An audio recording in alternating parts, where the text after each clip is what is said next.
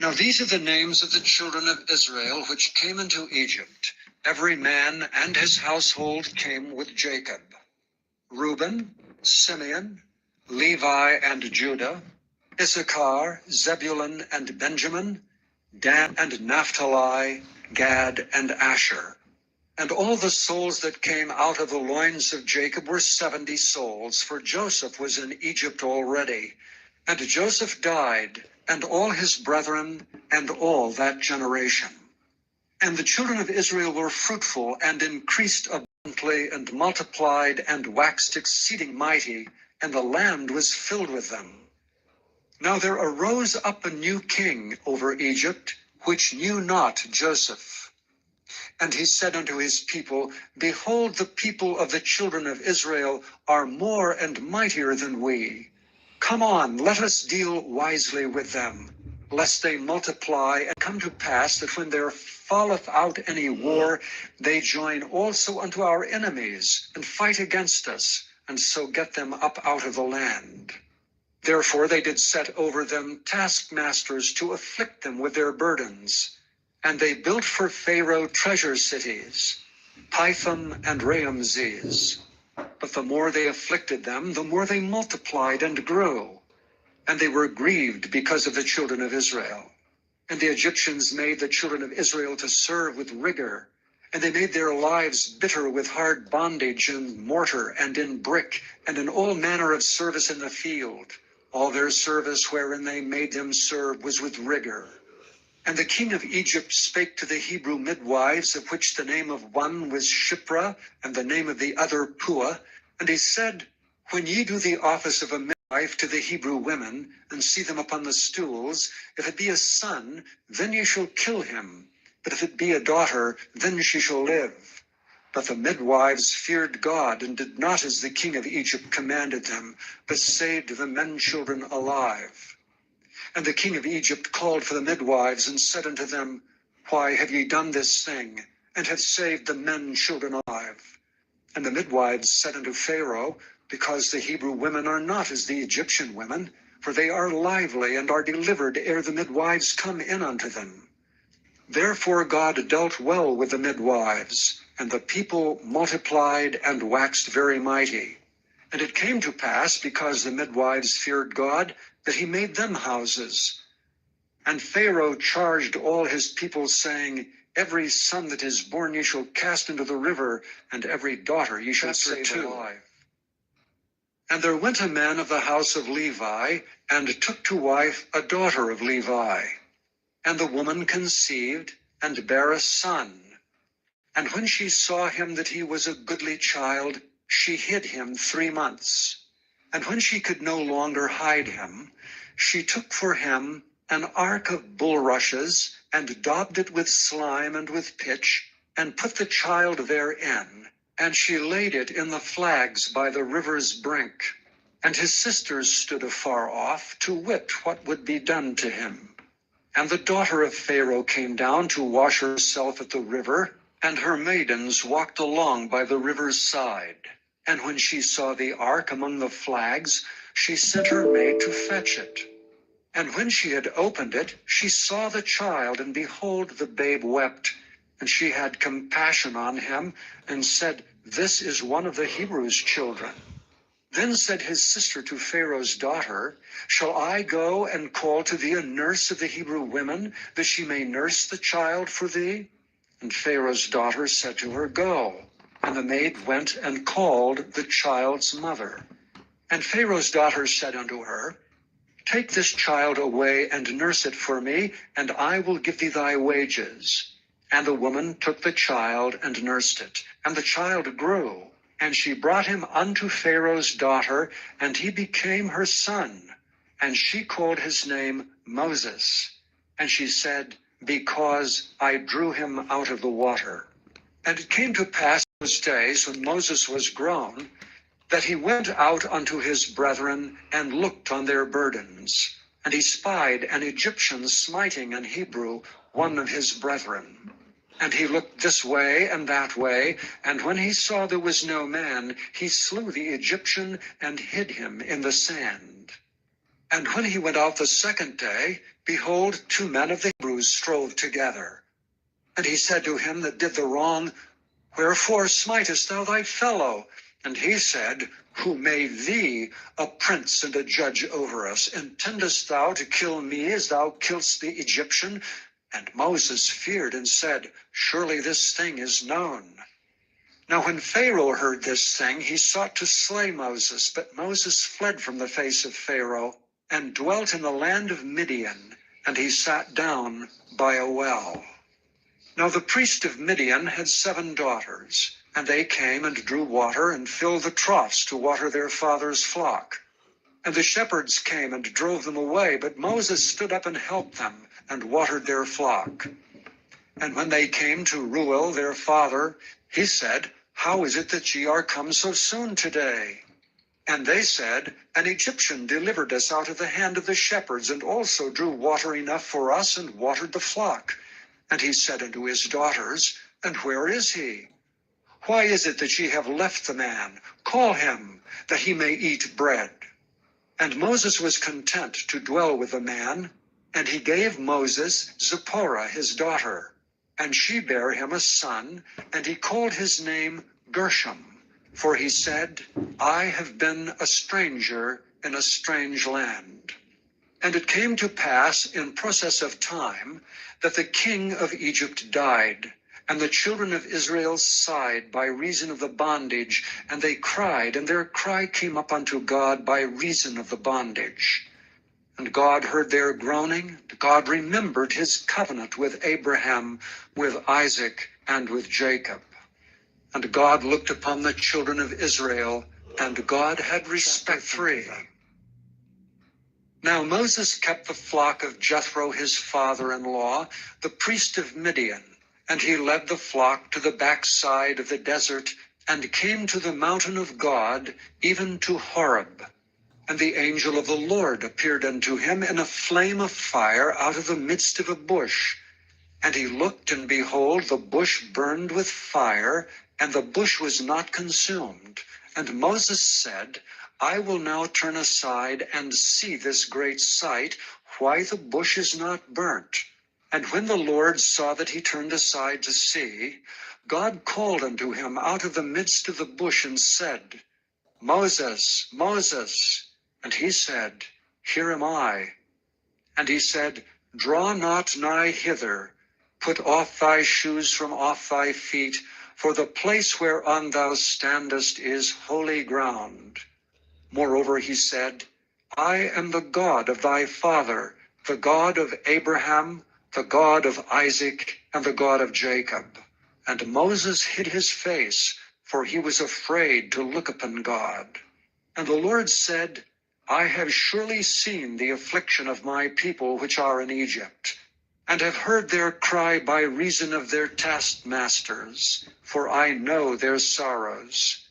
And I am come down to deliver them out of the hand of the Egyptians, and to bring them up out of that land unto a good land and a large, unto a land flowing with milk and honey, unto the place of the Canaanites, and the Hittites, and the Amorites, and the Perizzites, and the Hivites, and the Jebusites. Now therefore, behold, the cry of the children of Israel is come unto me, and I have also seen the oppression wherewith the Egyptians oppress them. Come now therefore, and I will send thee unto Pharaoh, that thou mayest bring forth my people, the children of Israel, out of Egypt. And Moses said unto God, Who am I that I should go unto Pharaoh, and that I should bring forth the children of Israel out of Egypt? And he said, Certainly I will be with thee, and this shall be a token unto thee that I have sent thee. When thou hast brought forth the people out of Egypt, ye shall serve God upon this mountain. And Moses said unto God, Behold, when I come unto the children of Israel, and shall say unto them, The God of your fathers hath sent me unto you, and they shall say to me, What is his name? What shall I say unto them? And God said unto Moses, I am that I am. And he said, Thus shalt thou say unto the children of Israel, I am hath sent me unto you. And God said moreover unto Moses, Thus shalt thou say unto the children of Israel, The Lord God of your fathers, the God of Abraham, the God of Isaac, and the God of Jacob hath sent me unto you. This is my name forever, and this is my memorial unto all generations. Go and gather the elders of Israel together, and say unto them, The Lord God of your fathers, the God of Abraham, of Isaac, and of Jacob, appeared unto me, saying, I have surely visited you, and seen that which is done to you in Egypt. And I have said, I will bring you up out of the affliction of Egypt unto the land of the Canaanites, and the Hittites, and the Amorites, and the Perizzites, and the Hivites, and the Jebusites, unto a land flowing with milk and honey. And they shall hearken to thy voice. And thou shalt come, thou and the elders of Israel, unto the king of Egypt, and ye shall say unto him, The Lord God of the Hebrews hath met with us. And now let us go, we beseech thee, 3 days' journey into the wilderness, that we may sacrifice to the Lord our God. And I am sure that the king of Egypt will not let you go, no, not by a mighty hand. And I will stretch out my hand and smite Egypt with all my wonders which I will do in the midst thereof. And after that he will let you go. And I will give this people favor in the sight of the Egyptians. And it shall come to pass that when ye go, ye shall not go empty, but every woman shall borrow of her neighbor, and of her that sojourneth in her house, jewels of silver, and jewels of gold, and raiment, and ye shall put them upon your sons, and upon your daughters, and ye shall spoil the Egyptians. And Moses answered and said, But behold, they will not believe me, nor hearken unto my voice, for they will say, The Lord hath not appeared unto thee. And the Lord said unto him, What is that in thine hand? And he said, A rod. And he said, Cast it on the ground. And he cast it on the ground, and it became a serpent, and Moses fled from before it. And the Lord said unto Moses, Put forth thine hand, and take it by the tail. And he put forth his hand, and caught it, and it became a rod in his hand. That they may believe that the Lord God of their fathers, the God of Abraham, the God of Isaac, and the God of Jacob, hath appeared unto thee. And the Lord said furthermore unto him, Put now thine hand into thy bosom. And he put his hand into his bosom, and when he took it out, behold, his hand was leprous as snow. And he said, Put thine hand into thy bosom again. And he put his hand into his bosom again, and plucked it out of his bosom, and behold, it was turned again as his other flesh. And it shall come to pass, if they will not believe thee, neither hearken to the voice of the first sign, that they will believe the voice of the latter sign. And it shall come to pass, if they will not believe also these 2 signs, neither hearken unto thy voice, that thou shalt take of the water of the river, and pour it upon the dry land, and the water which thou takest out of the river shall become blood upon the dry land. And Moses said unto the Lord, O my Lord, I am not eloquent, neither heretofore nor since thou hast spoken unto thy servant, but I am slow of speech and of a slow tongue. And the Lord said unto him, Who hath made man's mouth? Or who maketh the dumb, or deaf, or the seeing, or the blind? Have not I the Lord? Now therefore go, and I will be with thy mouth, and teach thee what thou shalt say. And he said, O my Lord, send, I pray thee, by the hand of him whom thou wilt send. And the anger of the Lord was kindled against Moses, and he said, Is not Aaron the Levite thy brother? I know that he can speak well. And also, behold, he cometh forth to meet thee, and when he seeth thee, he will be glad in his heart. And thou shalt speak unto him, and put words in his mouth, and I will be with thy mouth, and with his mouth, and will teach you what ye shall do. And he shall be thy spokesman unto the people, and he shall be even he shall be to thee instead of a mouth, and thou shalt be to him instead of God. And thou shalt take this rod in thine hand, wherewith thou shalt do signs. And Moses went and returned to Jethro his father-in-law, and said unto him, Let me go, I pray thee, and return unto my brethren which are in Egypt, and see whether they be yet alive. And Jethro said to Moses, Go in peace. And the Lord said unto Moses in Midian, Go, return unto Egypt, for all the men are dead which sought thy life. And Moses took his wife and his sons, and set them upon an ass, and he returned to the land of Egypt. And Moses took the rod of God in his hand. And the Lord said unto Moses, When thou goest to return into Egypt, see that thou do all those wonders before Pharaoh, which I have put in thine hand. But I will harden his heart, that he shall not let the people go. And thou shalt say unto Pharaoh, Thus saith the Lord, Israel is my son, even my firstborn. And I say unto thee, Let my son go, that he may serve me. And if thou refuse to let him go, behold, I will slay thy son, even thy firstborn. And it came to pass by the way in the inn, that the Lord met him and sought to kill him. Then Zipporah took a sharp stone and cut off the foreskin of her son, and cast it at his feet, and said, Surely a bloody husband art thou to me. So he let him go.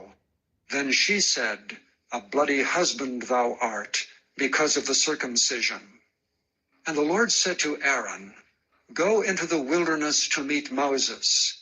And he went and met him in the mount of God, and kissed him. And Moses told Aaron all the words of the Lord who had sent him, and all the signs which he had commanded him. And Moses and Aaron went and gathered together all the elders of the children of Israel. And Aaron spoke all the words which the Lord had spoken unto Moses, and did the signs in the sight of the people. And the people believed, and when they heard that the Lord had visited the children of Israel, and that he had looked upon their affliction, then they bowed their heads. Chapter 5. And afterward Moses and Aaron went in, and told Pharaoh, Thus saith the Lord God of Israel, Let my people go, that they may hold a feast unto me in the wilderness. And Pharaoh said, Who is the Lord, that I should obey his voice to let Israel go?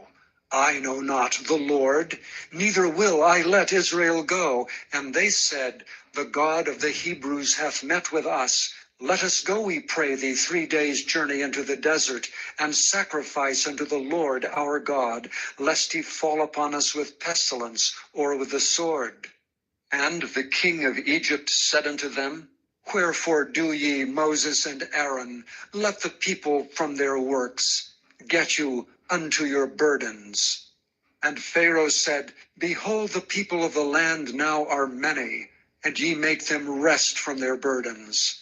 And Pharaoh commanded the same day the taskmasters of the people and their officers, saying, Ye shall no more give the people straw to make brick as heretofore. Let them go and gather straw for themselves.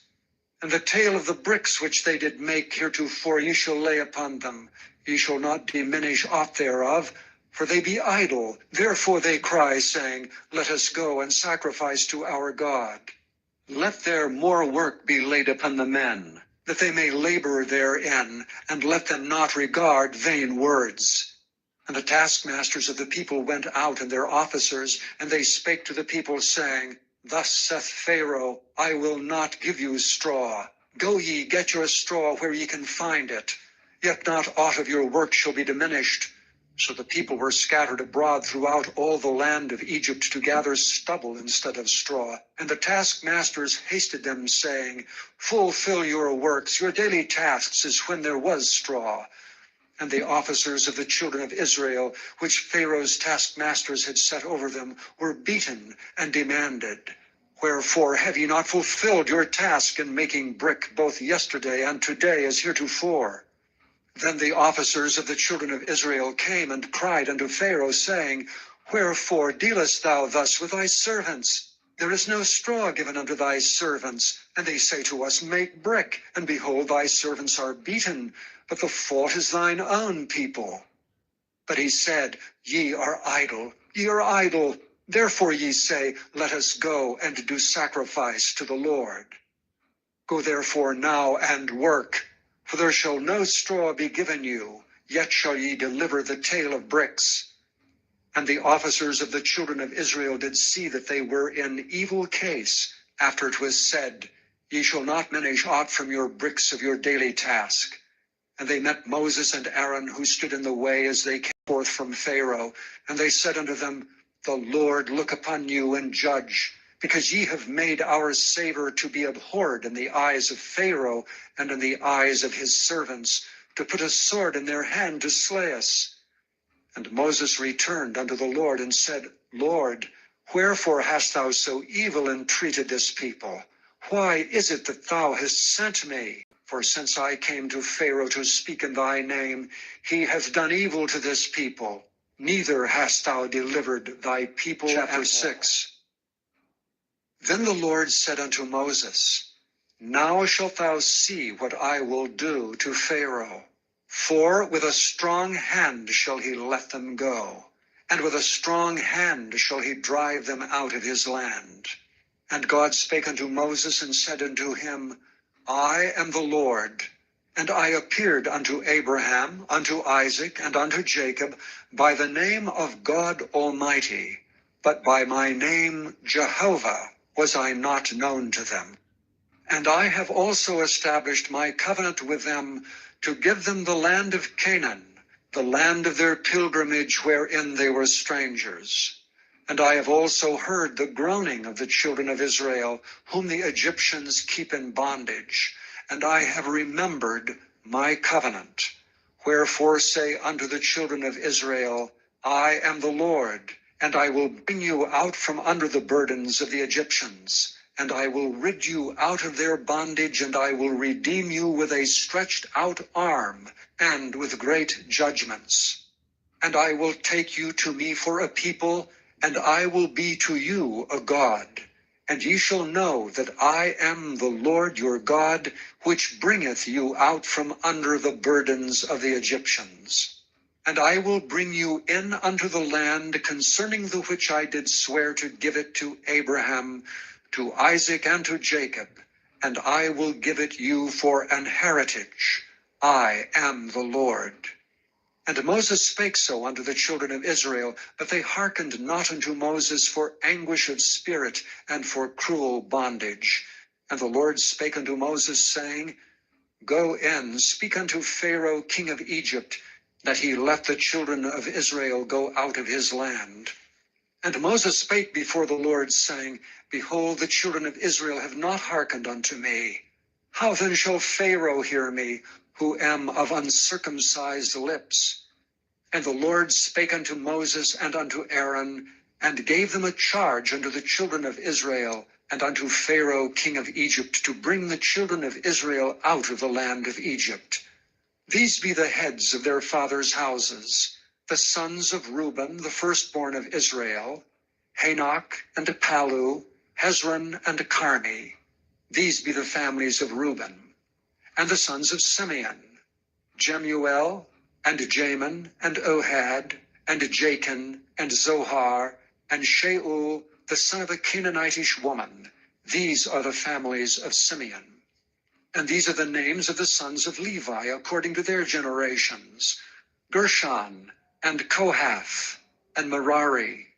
And the years of the life of Levi were 137 years. The sons of Gershon, Libni and Shimei, according to their families. And the sons of Kohath, Amram, and Izhar, and Hebron, and Uziel.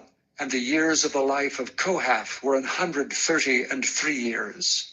And the sons of Merari, Mahali, and Mushai. These are the families of Levi according to their generations.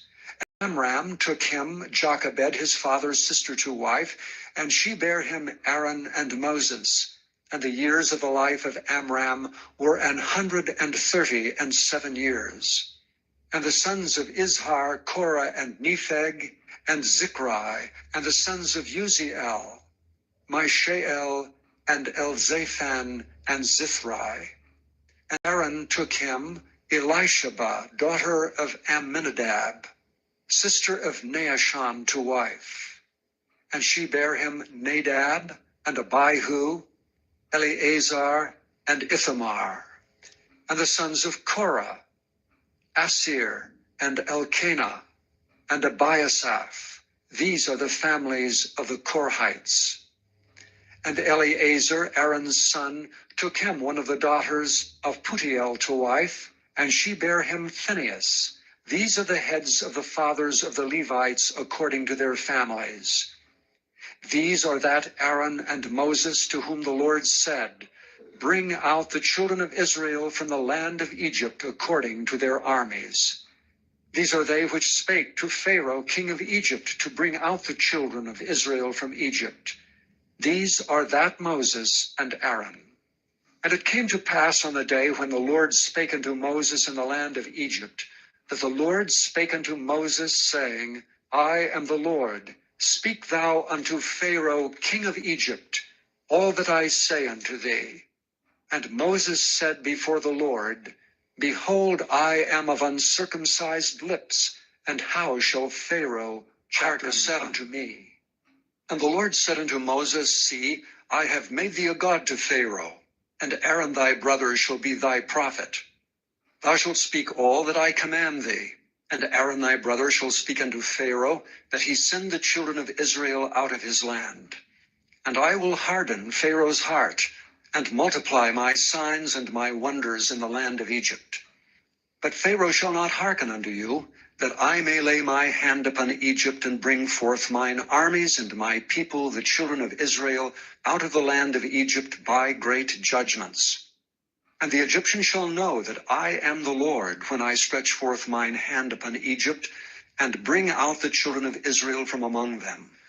And Moses and Aaron did as the Lord commanded them, so did they. And Moses was 80 years old, and Aaron 83 years old, when they spake unto Pharaoh.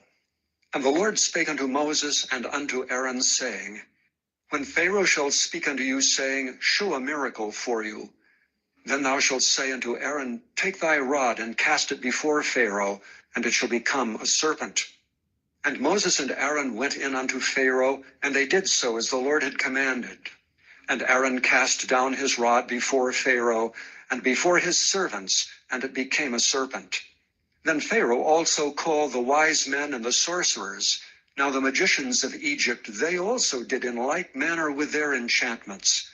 For they cast down every man his rod, and they became serpents, but Aaron's rod swallowed up their rods. And he hardened Pharaoh's heart, that he hearkened not unto them, as the Lord had said. And the Lord said unto Moses, Pharaoh's heart is hardened, he refuseth to let the people go. Get thee unto Pharaoh in the morning. Lo, he goeth out unto the water, and thou shalt stand by the river's brink, against he come. And the rod which was turned to a serpent shalt thou take in thine hand. And thou shalt say unto him, The Lord God of the Hebrews hath sent me unto thee, saying, Let my people go, that they may serve me in the wilderness. And behold, hitherto thou wouldst not hear. Thus saith the Lord, In this thou shalt know that I am the Lord. Behold, I will smite with a rod that is in mine hand upon the waters which are in the river, and they shall be turned to blood. And the fish that is in the river shall die, and the river shall stink. The Egyptians shall loathe to drink of the water of the river.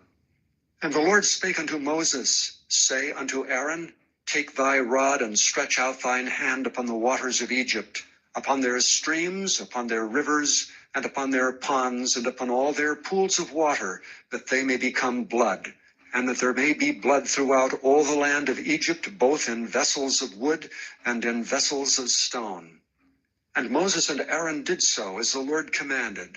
And he lifted up the rod and smote the waters that were in the river in the sight of Pharaoh and in the sight of his servants, and all the waters that were in the river were turned to blood.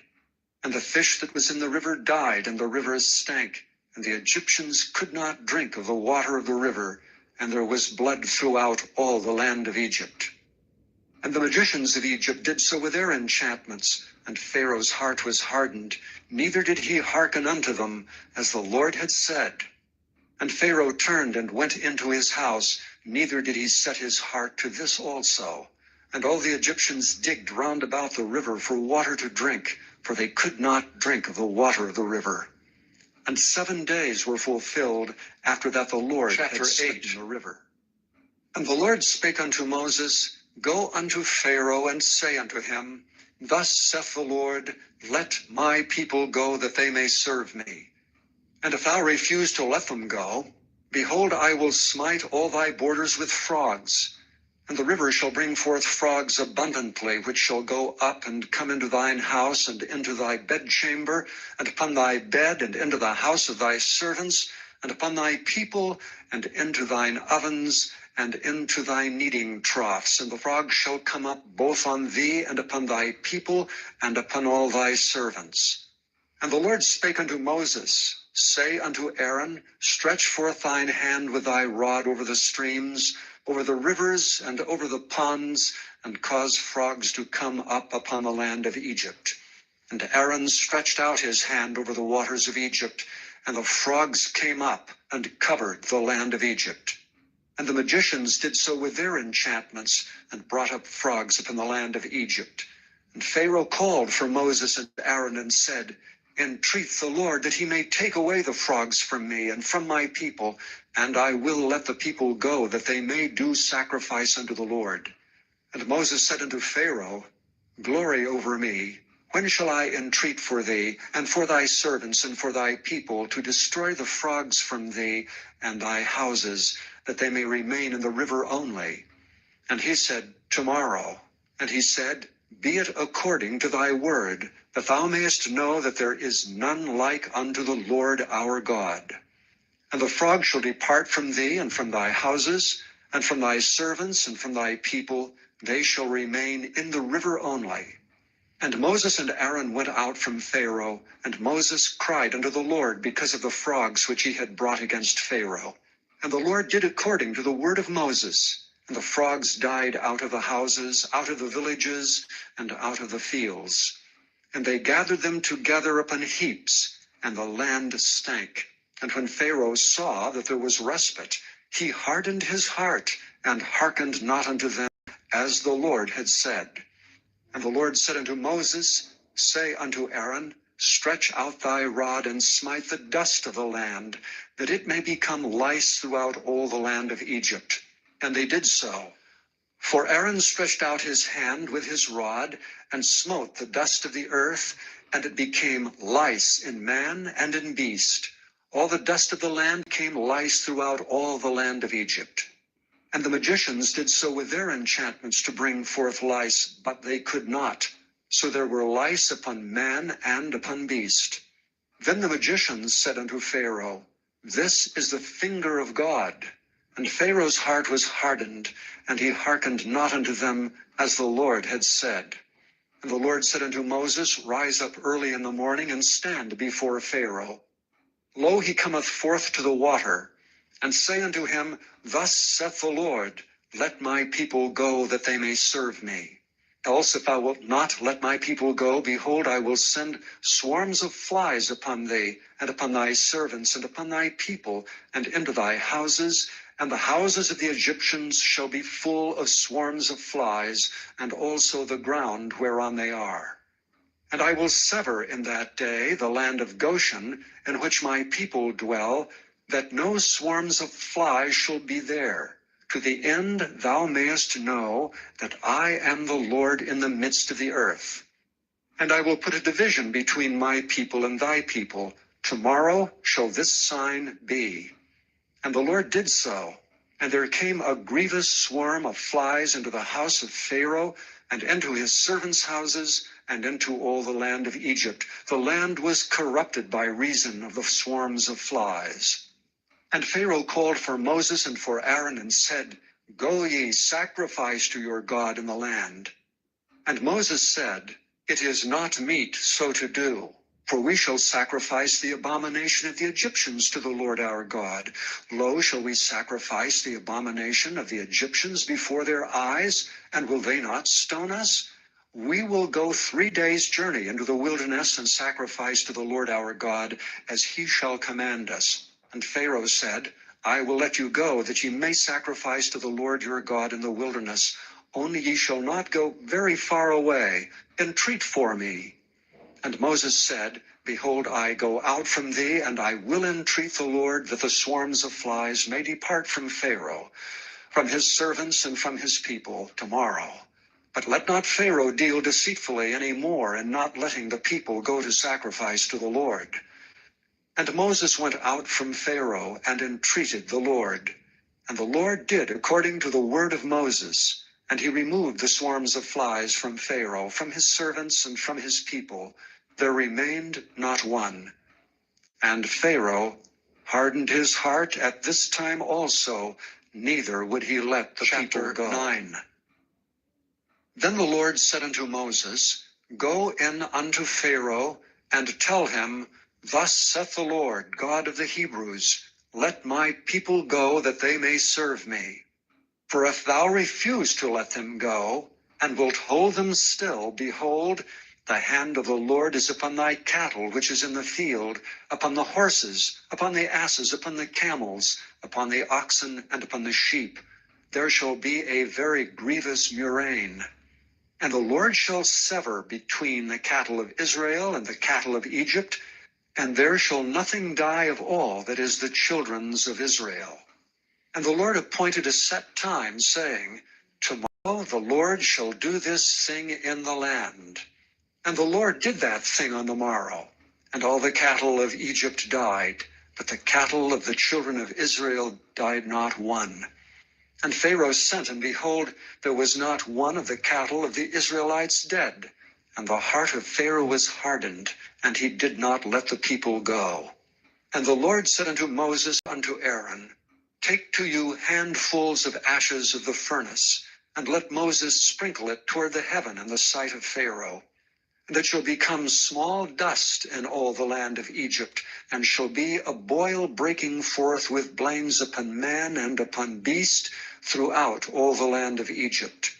And they took ashes of the furnace and stood before Pharaoh, and Moses sprinkled it up toward heaven, and it became a boil breaking forth with blains upon man and upon beast. And the magicians could not stand before Moses because of the boils, for the boil was upon the magicians and upon all the Egyptians. And the Lord hardened the heart of Pharaoh, and he hearkened not unto them, as the Lord had spoken unto Moses. And the Lord said unto Moses, Rise up early in the morning, and stand before Pharaoh, and say unto him, Thus saith the Lord God of the Hebrews, Let my people go, that they may serve me.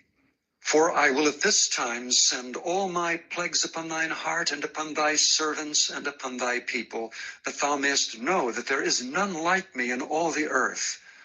For now I will stretch out my hand, that I may smite thee and thy people with pestilence, and thou shalt be cut off from the earth. And in very deed, for this cause have I raised thee up, for to show in thee my power, and that my name may be declared throughout all the earth. As yet exaltest thou thyself against my people, that thou wilt not let them go. Behold, tomorrow about this time I will cause it to rain a very grievous hail, such as hath not been in Egypt since the foundation thereof, even until now. Send therefore now, and gather thy cattle, and all that thou hast in the field, for upon every man and beast which shall be found in the field, and shall not be brought home, the hail shall come down upon them, and they shall die. He that feared the word of the Lord among the servants of Pharaoh made his servants and his cattle flee into the houses. And he that regarded not the word of the Lord left his servants and his cattle in the field. And the Lord said unto Moses, Stretch forth thine hand toward heaven, that there may be hail in all the land of Egypt, upon man and upon beast, and upon every herb of the field throughout the land of Egypt. And Moses stretched forth his rod toward heaven, and the Lord sent thunder and hail, And the fire ran along upon the ground, and the Lord rained hail upon the land of Egypt. So there was hail and fire mingled with the hail, very grievous, such as there was none like it in all the land of Egypt since it became a nation. And the hail smote throughout all the land of Egypt all that was in the field, both man and beast. And the hail smote every herb of the field, and brake every tree of the field. Only in the land of Goshen, where the children of Israel were, was there no hail. And Pharaoh sent and called for Moses and Aaron, and said unto them, I have sinned this time. The Lord is righteous, and I and my people are wicked. Entreat the Lord, for it is enough that there be no more mighty thunderings and hail, and I will let you go, and ye shall stay no longer.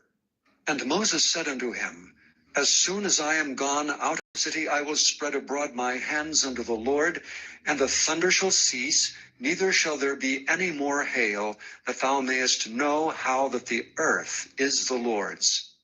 But as for thee and thy servants, I know that ye will not yet fear the Lord God. And the flax and the barley was smitten, for the barley was in the ear, and the flax was bald. But the wheat and the rye were not smitten, for they were not grown up. And Moses went out of the city from Pharaoh, and spread abroad his hands unto the Lord, and the thunders and hail ceased, and the rain was not poured upon the earth. And when Pharaoh saw that the rain and the hail and the thunders were ceased, he sinned yet more, and hardened his heart, he and his servants. And the heart of Pharaoh was hardened, neither would he let the children of Israel go, as the Lord had spoken. Chapter 10, Moses. And the Lord said unto Moses, Go in unto Pharaoh, for I have hardened his heart and the heart of his servants, that I might show these my signs before him, and that thou mayest tell in the ears of thy son and of thy son's son what things I have wrought in Egypt, and my signs which I have done among them, that ye may know how that I am the Lord. And Moses and Aaron came in unto Pharaoh, and said unto him, Thus saith the Lord God of the Hebrews, How long wilt thou refuse to humble thyself before me? Let my people go, that they may serve me. Else, if thou refuse to let my people go, behold, tomorrow will I bring the locusts into thy coast, and they shall cover the face of the earth, that one cannot be able to see the earth, and they shall eat the residue of that which is escaped, which remaineth unto you from the hail, and shall eat every tree which groweth for you out of the field.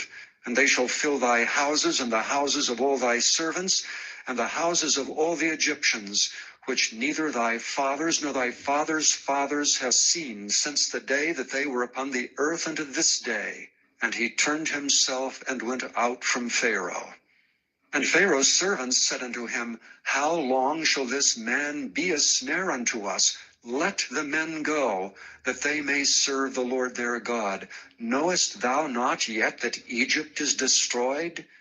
And Moses and Aaron were brought again unto Pharaoh, and he said unto them, Go, serve the Lord your God.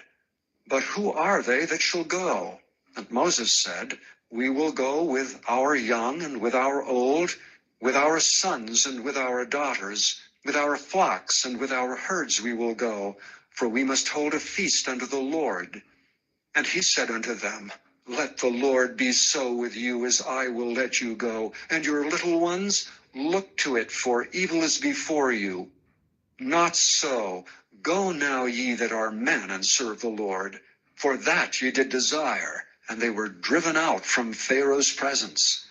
And the Lord said unto Moses, Stretch out thine hand over the land of Egypt for the locusts, that they may come up upon the land of Egypt, and eat every herb of the land, even all that the hail hath left. And Moses stretched forth his rod over the land of Egypt, and the Lord brought an east wind upon the land all that day and all that night. And when it was morning, the east wind brought the locusts. And the locusts went up over all the land of Egypt and rested in all the coasts of Egypt. Very grievous were they. Before them there was no such locusts as they, neither after them shall be such. For they covered the face of the earth, so that the land was darkened. And they did eat every herb of the land, and all the fruit of the trees which the hail had left, and there remained not any green thing in the trees, or in the herbs of the field, through all the land of Egypt. And Pharaoh called for Moses and Aaron in haste, and he said, I have sinned against the Lord your God, and against you. Now therefore forgive, I pray thee, my sin only this once, and entreat the Lord your God, that he may take away from me this death only. And he went out from Pharaoh and entreated the Lord. And the Lord turned a mighty strong west wind, which took away the locusts and cast them into the Red Sea. There remained not one locust in all the coasts of Egypt. The Lord hardened Pharaoh's heart, so that he would not let the children of Israel go. And the Lord said unto Moses, Stretch out thine hand toward heaven, that there may be darkness over the land of Egypt, even darkness which may be felt. And Moses stretched forth his hand toward heaven, and there was a thick darkness in all the land of Egypt 3 days. They saw not one another, neither rose any from his place for 3 days. But all the children of Israel had light in their dwellings. And Pharaoh called unto Moses and said, Go ye, serve the Lord, only let your flocks and your herds be stayed. Let your little ones also go with you. And Moses said, Thou must give us also sacrifices and burnt offerings, that we may sacrifice unto the Lord our God. Our cattle also shall go with us. There shall not an hoof be left behind, for therefore must we take to serve the Lord our God. And we know not with what we must serve the Lord until we come thither. But the Lord hardened Pharaoh's heart, and he would not let them go. And Pharaoh said unto him, Get thee from me, take heed to thyself, see my face no more. For in that day thou seest my face, thou shalt die. And Moses said, Thou hast spoken well. I will see thy face again. Chapter 11. And the Lord said unto Moses, Yet will I bring one plague more upon Pharaoh and upon Egypt. Afterwards he will let you go hence. When he shall let you go, he shall surely thrust you out hence altogether. Speak now in the ears of the people, and let every man borrow of his neighbor and every woman of her neighbor jewels of silver and jewels of gold. And the Lord gave the people favor in the sight of the Egyptians. Moreover, the man Moses was very great in the land of Egypt, in the sight of Pharaoh's servants and in the sight of the people. And Moses said, Thus saith the Lord, About midnight will I go out into the midst of Egypt, and all the firstborn in the land of Egypt shall die, from the firstborn of Pharaoh that sitteth upon his throne, even unto the firstborn of the maidservant that is behind the mill, and all the firstborn of beasts. And there shall be a great cry throughout all the land of Egypt, such as there was none like it, nor shall be like it any more. But against any of the children of Israel shall not a dog move his tongue against man or beast, that ye may know how that the Lord doth put a difference between the Egyptians and Israel. And all these thy servants shall come down unto me, and bow down themselves unto me, saying, Get thee out, and all the people that follow thee, and after that I will go out. And he went out from Pharaoh in a great anger. And the Lord said unto Moses, Pharaoh shall not hearken unto you, that my wonders may be multiplied in the land of Egypt. And Moses and Aaron did all these wonders before Pharaoh, and the Lord hardened Pharaoh's heart, so that he would not let the children of Israel go out. Chapter 12. And the Lord spake unto Moses and Aaron in the land of Egypt, saying, This month shall be unto you the beginning of months. It shall be the first month of the year to you. Speak ye unto all the congregation of Israel, saying, In the 10th day of this month they shall take to them every man a lamb according to the house of their fathers, a lamb for an house. And if the household be too little for the lamb, let him and his neighbor next unto his house take it according to the number of the souls. Every man according to his eating shall make your count for the lamb. Your lamb shall be without blemish, a male of the first year. Ye shall take it out from the sheep and from the goats, and ye shall keep it up until the 14th day of the same month. And the whole assembly of the congregation of Israel shall kill it in the evening.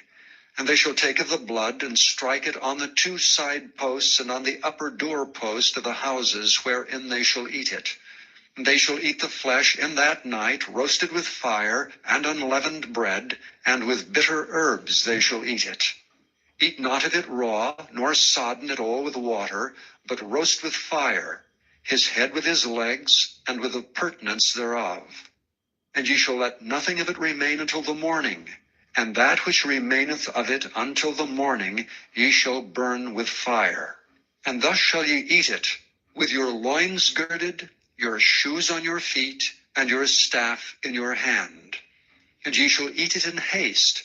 It is the Lord's Passover. For I will pass through the land of Egypt this night, and will smite all the firstborn in the land of Egypt, both man and beast. And against all the gods of Egypt I will execute judgment. I am the Lord. And the blood shall be to you for a token upon the houses where ye are. And when I see the blood, I will pass over you, and the plague shall not be upon you to destroy you when I smite the land of Egypt. And this day shall be unto you for a memorial. And ye shall keep it a feast to the Lord throughout your generations. Ye shall keep it a feast by an ordinance forever. 7 days shall ye eat unleavened bread. Even the first day ye shall put away leaven out of your houses. For whosoever eateth leavened bread from the first day until the 7th day, that soul shall be cut off from Israel. And in the first day there shall be an holy convocation. And in the 7th day there shall be an holy convocation to you. No manner of work shall be done in them, save that which every man must eat, that only may be done of you. And ye shall observe the feast of unleavened bread. For in this selfsame day have I brought your armies out of the land of Egypt. Therefore shall ye observe this day in your generations by an ordinance forever. In the first month, on the 14th day of the month at even, ye shall eat unleavened bread until the 21st day of the month at even. 7 days shall there be no leaven found in your houses. For whosoever eateth that which is leavened, even that soul shall be cut off from the congregation of Israel, whether he be a stranger or born in the land. Ye shall eat nothing leavened. In all your habitations shall ye eat unleavened bread.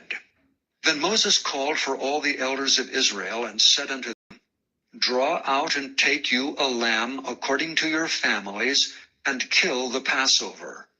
And ye shall take a bunch of hyssop, and dip it in the blood that is in the basin, and strike the lintel and the 2 side posts with the blood that is in the basin, and none of you shall go out at the door of his house until the morning.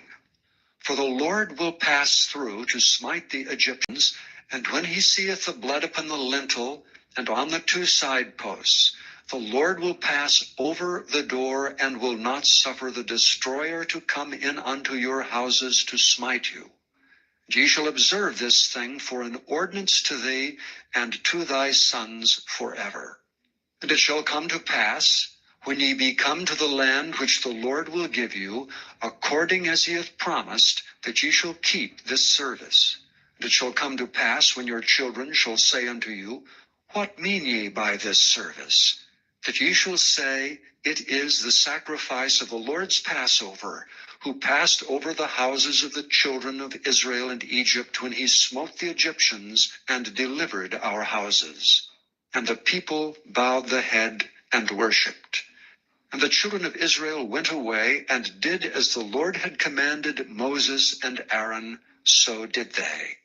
And it came to pass that at midnight the Lord smote all the firstborn of the land of Egypt, from the firstborn of Pharaoh that sat on his throne, unto the firstborn of the captive that was in the dungeon. and all the firstborn of cattle. And Pharaoh rose up in the night, he and all his servants and all the Egyptians, and there was a great cry in Egypt, for there was not a house where there was not one dead. And he called for Moses and Aaron by night and said, Rise up and get you forth from among my people, both ye and the children of Israel, and go, serve the Lord as ye have said. Also take your flocks and your herds as ye have said, and be gone, and bless me also. And the Egyptians were urgent upon the people, that they might send them out of the land in haste, for they said, We be all dead men. And the people took their dough before it was leavened, their kneading troughs being bound up in their clothes upon their shoulders. And the children of Israel did according to the word of Moses, and they borrowed of the Egyptians jewels of silver and jewels of gold and raiment. And the Lord gave the people favor in the sight of the Egyptians, so that they lent unto them such things as they required, and they spoiled the Egyptians. And the children of Israel journeyed from Ramesses to Succoth, about 600,000 on foot, that were men beside children. And a mixed multitude went up also with them, and flocks and herds, even very much cattle. And they baked unleavened cakes of the dough which they brought forth out of Egypt, for it was not leavened, because they were thrust out of Egypt and could not tarry, neither had they prepared for themselves any victual. Now the sojourning of the children of Israel who dwelt in Egypt was 430 years. And it came to pass at the end of the 430 years, even the selfsame day it came to pass, that all the hosts of the Lord went out from the land of Egypt. It is a night to be much observed unto the Lord for bringing them out from the land of Egypt. This is that night of the Lord to be observed of all the children of Israel in their generations. And the Lord said unto Moses and Aaron, This is the ordinance of the Passover. There shall be no stranger eat thereof, but every man's servant that is bought for money, when thou hast circumcised him, then shall he eat thereof. A foreigner and an hired servant shall not eat thereof. In one house shall it be eaten. Thou shalt not carry forth aught of the flesh abroad out of the house, neither shall ye break a bone thereof. All the congregation of Israel shall keep it. And when a stranger shall sojourn with thee, and will keep the Passover to the Lord, let all his males be circumcised, and then let him come near and keep it. And he shall be as one that is born in the land, for no uncircumcised person shall eat thereof. One law shall be to him that is homeborn, and unto the stranger that sojourneth among you. Thus did all the children of Israel, as the Lord commanded Moses and Aaron, so did they. And it came to pass the selfsame day, that the Lord did bring the children of Israel out of the land of Egypt. Chapter 13. And the Lord spake unto Moses, saying, Sanctify unto me all the firstborn, whatsoever openeth the womb among the children of Israel, both of man and of beast. It is mine. And Moses said unto the people, Remember this day in which ye came out from Egypt, out of the house of bondage. For by strength of hand the Lord brought you out from this place. There shall no leavened bread be eaten. This day came ye out in the month Abib. And it shall be, when the Lord shall bring thee into the land of the Canaanites, and the Hittites, and the Amorites, and the Hivites, and the Jebusites, which he sware unto thy fathers to give thee, a land flowing with milk and honey, that thou shalt keep this service in this month. 7 days thou shalt eat unleavened bread, and in the 7th day shall be a feast to the Lord. Unleavened bread shall be eaten 7 days, and there shall no leavened bread be seen with thee, neither shall there be leaven seen with thee in all thy quarters. And thou shalt show thy son in that day, saying, This is done because of that which the Lord did unto me when I came forth out of Egypt. And it shall be for a sign unto thee upon thine hand, and for a memorial between thine eyes, that the Lord's law may be in thy mouth. For with a strong hand hath the Lord brought thee out of Egypt. Thou shalt therefore keep this ordinance in his season from year to year. And it shall be, when the Lord shall bring thee into the land of the Canaanites, as he sware unto thee and to thy fathers, and shall give it thee, that thou shalt set apart unto the Lord all that openeth the matrix, and every firstling that cometh of a beast which thou hast. The males shall be the Lord's. And every firstling of an ass thou shalt redeem with a lamb. And if thou wilt not redeem it, then thou shalt break his neck, and all the firstborn of men among thy children shalt thou redeem. And it shall be, when thy son asketh thee in time to come, saying, What is this? That thou shalt say unto him, By strength of hand the Lord brought us out from Egypt, from the house of bondage. And it came to pass, when Pharaoh would hardly let us go, that the Lord slew all the firstborn in the land of Egypt, both the firstborn of man and the firstborn of beast. Therefore I sacrifice to the Lord all that openeth the matrix, being males, but all the firstborn of my children I redeem. And it shall be for a token upon thine hand, and for frontlets between the eyes. For by strength of hand the Lord brought us forth out of Egypt. And it came to pass, when Pharaoh had let the people go, that God led them not through the way of the land of the Philistines, although that was near. For God said, Lest peradventure the people repent when they see war, and they return to Egypt. But God led the people about the way of the wilderness of the Red Sea, and the children of Israel went up, harnessed out of the land of Egypt.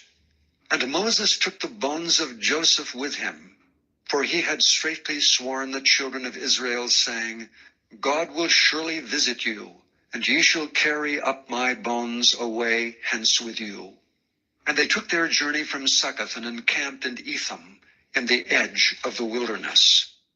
And the Lord went before them by day in a pillar of a cloud, to lead them the way, and by night in a pillar of fire to give them light, to go by day and night.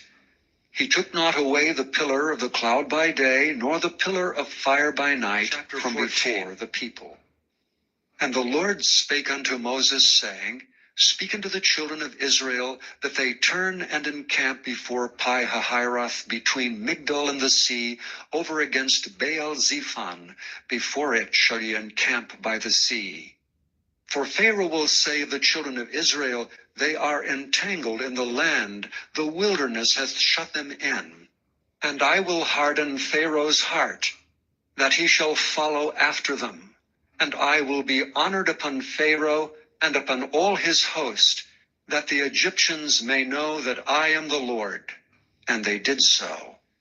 And it was told the king of Egypt that the people fled, and the heart of Pharaoh and of his servants was turned against the people. And they said, Why have we done this, that we have let Israel go from serving us? And he made ready his chariot, and took his people with him. And he took 600 chosen chariots, and all the chariots of Egypt, and captains over every one of them.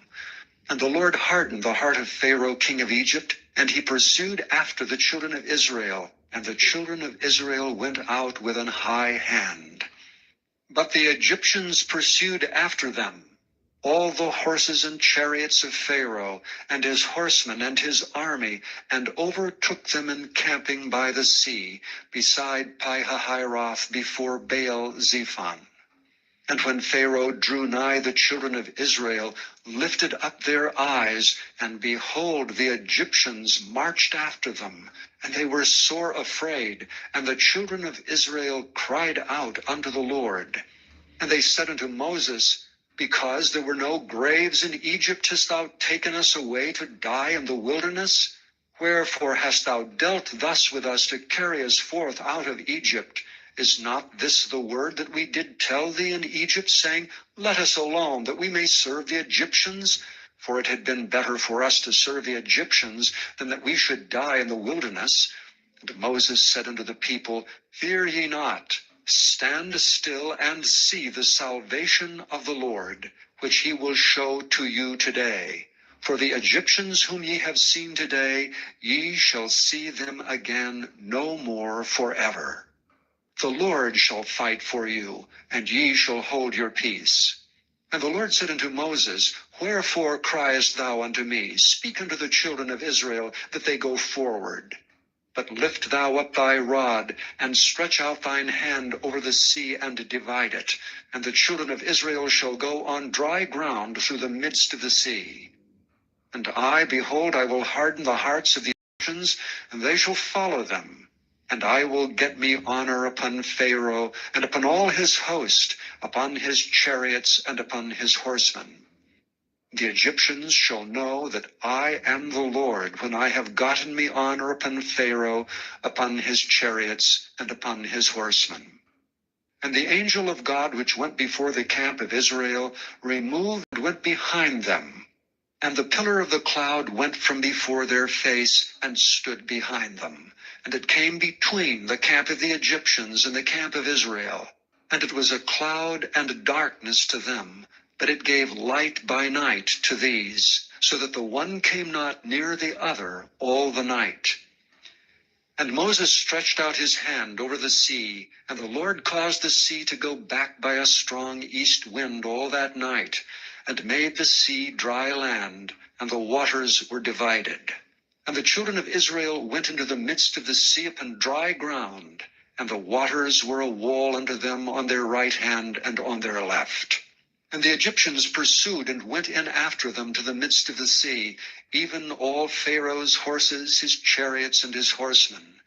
And it came to pass that in the morning watch the Lord looked unto the host of the Egyptians through the pillar of fire and of the cloud, and troubled the host of the Egyptians, and took off their chariot wheels, that they drave them heavily, so that the Egyptians said, Let us flee from the face of Israel, for the Lord fighteth for them against the Egyptians. And the Lord said unto Moses, Stretch out thine hand over the sea, that the waters may come again upon the Egyptians, upon their chariots, and upon their horsemen. And Moses stretched forth his hand over the sea, and the sea returned to his strength when the morning appeared, and the Egyptians fled against it. And the Lord overthrew the Egyptians in the midst of the sea.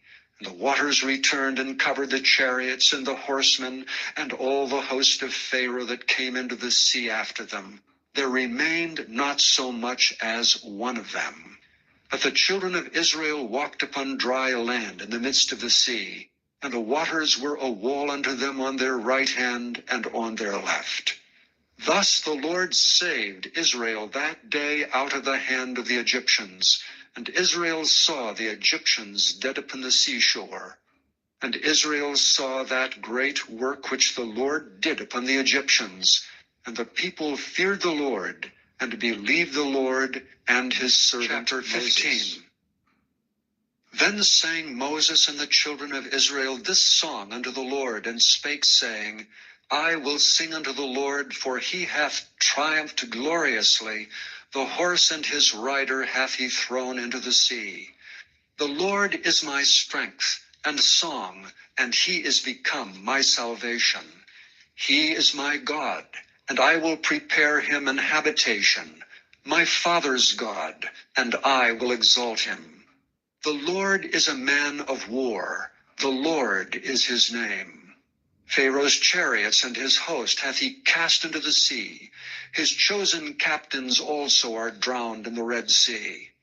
The depths have covered them, they sank into the bottom as a stone. Thy right hand, O Lord, is become glorious in power. Thy right hand, O Lord, hath dashed in pieces the enemy. And in the greatness of thine excellency thou hast overthrown them that rose up against thee.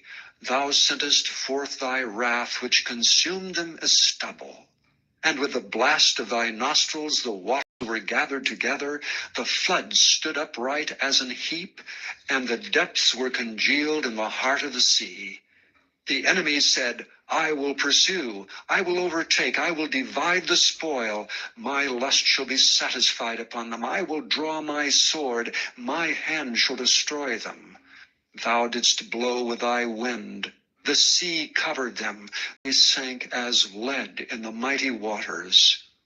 Who is like unto thee, O Lord, among the gods? Who is like thee, glorious in holiness, fearful in praises, doing wonders? Thou stretched out thy right hand, the earth swallowed them. Thou in thy mercy hast led forth the people which thou hast redeemed. Thou hast guided them in thy strength unto thy holy habitation. The people shall hear and be afraid. Sorrow shall take hold on the inhabitants of Palestina. Then the dukes of Edom shall be amazed. The mighty men of Moab trembling shall take hold upon them. All the inhabitants of Canaan shall melt away. Fear and dread shall fall upon them. By the greatness of thine arm they shall be as still as a stone, till thy people pass over, O Lord, till the people pass over which thou hast purchased. Thou shalt bring them in and plant them in the mountain of thine inheritance, in the place, O Lord, which thou hast made for thee to dwell in the sanctuary, O Lord, which thy hands have established. The Lord shall reign forever and ever. For the horse of Pharaoh went in with his chariots and with his horsemen into the sea, and the Lord brought again the waters of the sea upon them. But the children of Israel went on dry land in the midst of the sea. And Miriam the prophetess and sister of Aaron took a timbrel in her hand, and all the women went out after her with timbrels and with dances. And Miriam answered them, Sing ye to the Lord, for he hath triumphed gloriously. The horse and his rider hath he thrown into the sea. So Moses brought Israel from the Red Sea, and they went out into the wilderness of Shur. And they went out 3 days in the wilderness and found no water. And when they came to Marah, they could not drink of the waters of Marah, for they were bitter. Therefore the name of it was called Marah. And the people murmured against Moses, saying, What shall we drink? And he cried unto the Lord, and the Lord showed him a tree, which when he had cast into the waters were made sweet. There he made for them a statute and an ordinance, and there he proved them, and said, If thou wilt diligently hearken to the voice of the Lord thy God, and wilt do that which is right in his sight, and wilt give ear to his commandments, and keep all his statutes, I will put none of these diseases upon thee, which I have brought upon the Egyptians. For I am the Lord that healeth thee. And they came to Elam, where were 12 wells of water, and 70 palm trees, and they encamped there by the water. Chapter 16. And they took their journey from Elam, and all the congregation of the children of Israel came unto the wilderness of Sin, which is between Elam and Sinai, on the 15th day of the 2nd month after their departing out of the land of Egypt. And the whole congregation of the children of Israel murmured against Moses and Aaron in the wilderness. And the children of Israel said unto them, Would to God we had died by the hand of the Lord in the land of Egypt, when we sat by the flesh pots, and when we did eat bread to the full, for ye have brought us forth into this wilderness to kill this whole assembly with hunger. Then said the Lord unto Moses, Behold, I will rain bread from heaven for you, and the people shall go out and gather a certain rate every day, that I may prove them whether they will walk in my law or no. And it shall come to pass that on the 6th day they shall prepare that which they bring in, and it shall be twice as much as they gather daily. And Moses and Aaron said unto all the children of Israel, At even, then ye shall know that the Lord hath brought you out from the land of Egypt. And in the morning, then ye shall see the glory of the Lord, for that he heareth your murmurings against the Lord. And what are we that ye murmur against us? And Moses said, This shall be when the Lord shall give you in the evening flesh to eat, and in the morning bread to the full, for that the Lord heareth your murmurings which ye murmur against him. And what are we? Your murmurings are not against us, but against the Lord. And Moses spake unto Aaron, Say unto all the congregation of the children of Israel, Come near before the Lord, for he hath heard your murmurings.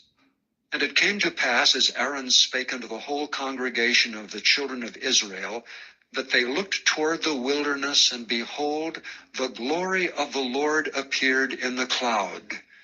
The Lord spake unto Moses, saying, I have heard the murmurings of the children of Israel. Speak unto them, saying, At even ye shall eat flesh, and in the morning ye shall be filled with bread, and ye shall know that I am the Lord your God. And it came to pass that at even the quails came up and covered the camp, and in the morning the dew lay round about the host. And when the dew that lay was gone up, behold, upon the face of the wilderness there lay a small round thing, as small as the hoarfrost on the ground. And when the children of Israel saw it, they said one to another, It is manna. For they wist not what it was. And Moses said unto them, This is the bread which the Lord hath given you to eat. This is the thing which the Lord hath commanded. Gather of it every man according to his eating, and omer for every man according to the number of your persons. Take ye every man for them which are in his tents. And the children of Israel did so, and gathered, some more, some less. And when they did meet it with an omer, he that gathered much had nothing over, and he that gathered little had no lack. They gathered every man according to his eating. And Moses said, Let no man leave of it till the morning. Notwithstanding they hearkened not unto Moses, but some of them left it until the morning, and it bred worms and stank. And Moses was wroth with them. And they gathered it every morning, every man according to his eating, and when the sun waxed hot, it melted. And it came to pass that on the 6th day they gathered twice as much bread, 2 omers for one man. And all the rulers of the congregation came and told Moses. And he said unto them, This is that which the Lord hath said, Tomorrow is the rest of the holy Sabbath unto the Lord. Bake that which ye will bake today, and seethe that ye will seethe, and that which remaineth over lay up for you to be kept until the morning. And they laid it till the morning as Moses bade, and it did not stink, neither was there any worm therein. And Moses said, Eat that today, for today is a Sabbath unto the Lord. Today ye shall not find it in the field. 6 days ye shall gather it, but on the 7th day, which is the Sabbath, in it there shall be none. And it came to pass that there went out some of the people on the 7th day for to gather, and they found none. And the Lord said unto Moses, How long refuse ye to keep my commandments and my laws? See, for that the Lord hath given you the Sabbath, therefore he giveth you on the 6th day the bread of 2 days. Abide ye every man in his place, let no man go out of his place on the 7th day. So the people rested on the 7th day. And the house of Israel called the name thereof manna. And it was like coriander seed, white, and the taste of it was like wafers made with honey. And Moses said, This is the thing which the Lord commandeth. Fill an omer of it to be kept for your generations, that they may see the bread wherewith I have fed you in the wilderness, when I brought you forth from the land of Egypt. And Moses said unto Aaron, Take a pot, and put an omer full of manna therein, and lay it up before the Lord, to be kept for your generations. As the Lord commanded Moses, so Aaron laid it up before the testimony to be kept. And the children of Israel did eat manna 40 years, until they came to a land inhabited. They did eat manna until they came into the borders of the land of Canaan. Now an omer is the 10th part. Chapter 17. And all the congregation of the children of Israel journeyed from the wilderness of Sin after their journeys, according to the commandment of the Lord, and pitched in Rephidim, and there was no water for the people to drink. Wherefore the people did chide with Moses, and said, Give us water that we may drink. And Moses said unto them, Why chide ye with me? Wherefore do ye tempt the Lord? And the people thirsted there for water, and the people murmured against Moses, and said, Wherefore is this that thou hast brought us up out of Egypt to kill us and our children and our cattle with thirst?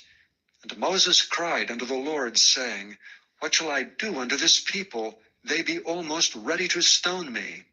And the Lord said unto Moses, Go on before the people, and take with thee of the elders of Israel. And thy rod wherewith thou smotest the river, take in thine hand, and go.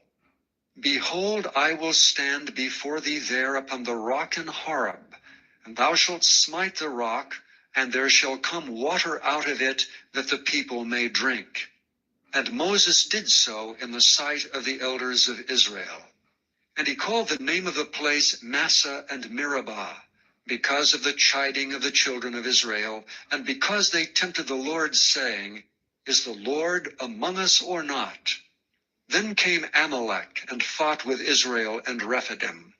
And Moses said unto Joshua, Choose us out men, and go out, fight with Amalek. Tomorrow I will stand on the top of the hill, with the rod of God in mine hand.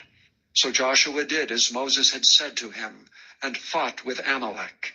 And Moses, Aaron, and Hur went up to the top of the hill.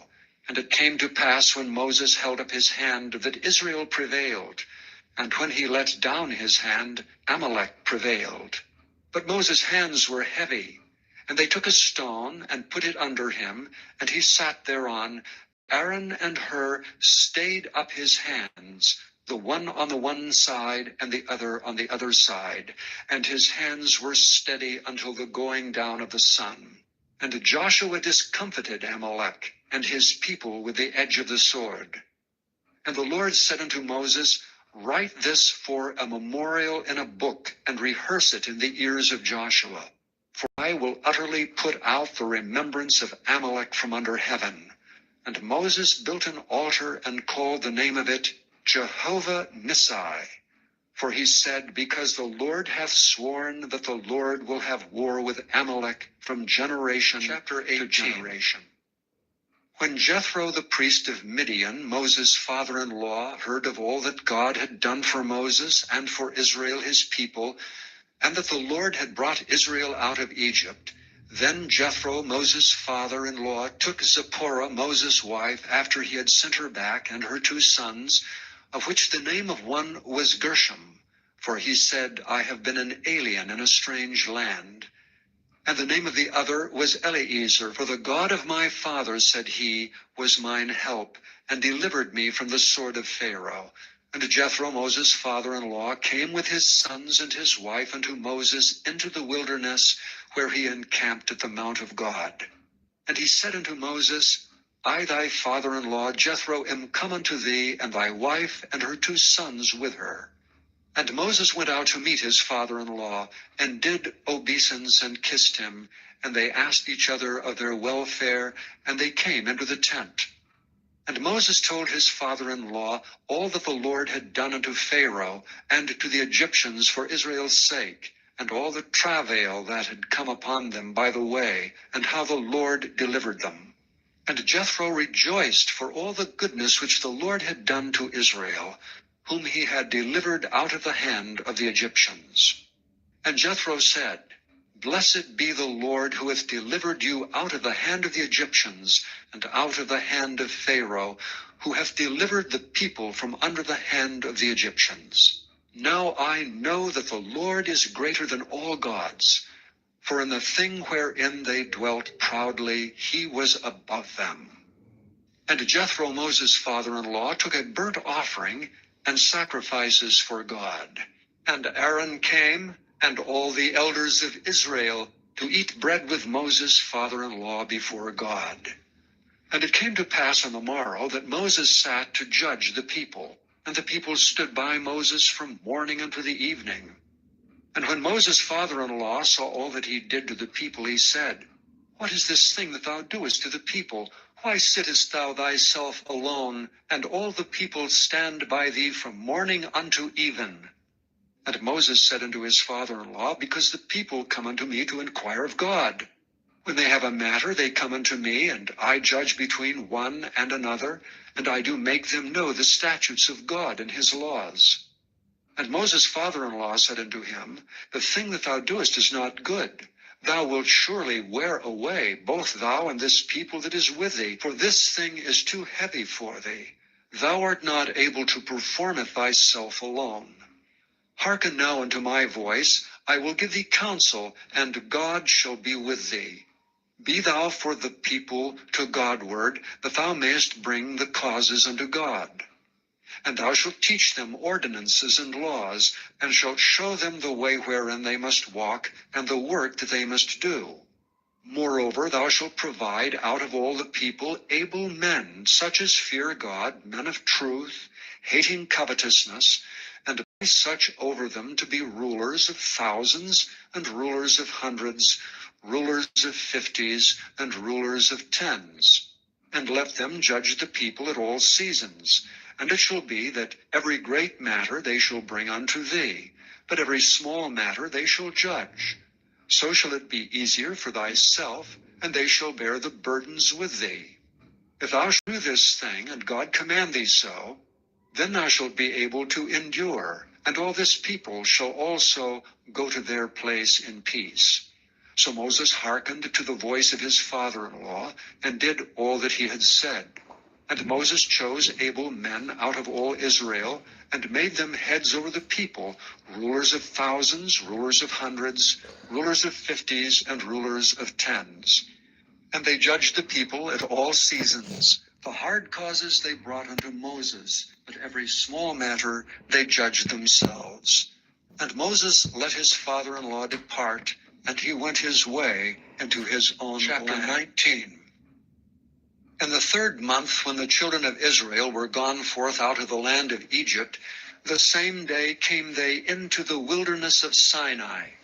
For they were departed from Rephidim, and were come to the desert of Sinai, and had pitched in the wilderness, and there Israel camped before the mount. And Moses went up unto God, and the Lord called unto him out of the mountain, saying, Thus shalt thou say to the house of Jacob, and tell the children of Israel, Ye have seen what I did unto the Egyptians, and how I bare you on eagle's wings, and brought you unto myself. Now therefore, if ye will obey my voice indeed, and keep my covenant, then ye shall be a peculiar treasure unto me above all people, for all the earth is mine. And ye shall be unto me a kingdom of priests, and an holy nation. These are the words which thou shalt speak unto the children of Israel. And Moses came and called for the elders of the people, and laid before their faces all these words which the Lord commanded him. And all the people answered together and said, All that the Lord hath spoken we will do. And Moses returned the words of the people unto the Lord. And the Lord said unto Moses, Lo, I come unto thee in a thick cloud, that the people may hear when I speak with thee, and believe thee forever.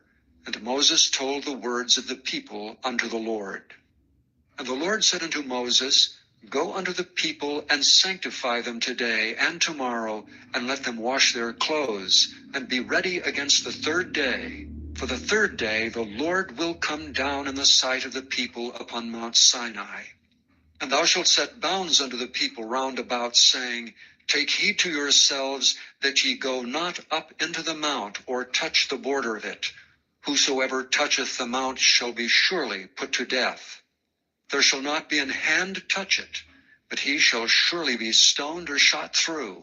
Whether it be beast or man, it shall not live. When the trumpet soundeth long, they shall come up to the mount. And Moses went down from the mount unto the people, and sanctified the people, and they washed their clothes. And he said unto the people, Be ready against the 3rd day. Come not at your wives. And it came to pass on the 3rd day in the morning, that there were thunders and lightnings, and a thick cloud upon the mount, and the voice of the trumpet exceeding loud, so that all the people that was in the camp trembled. And Moses brought forth the people out of the camp to meet with God. And they stood at the nether part of the mount.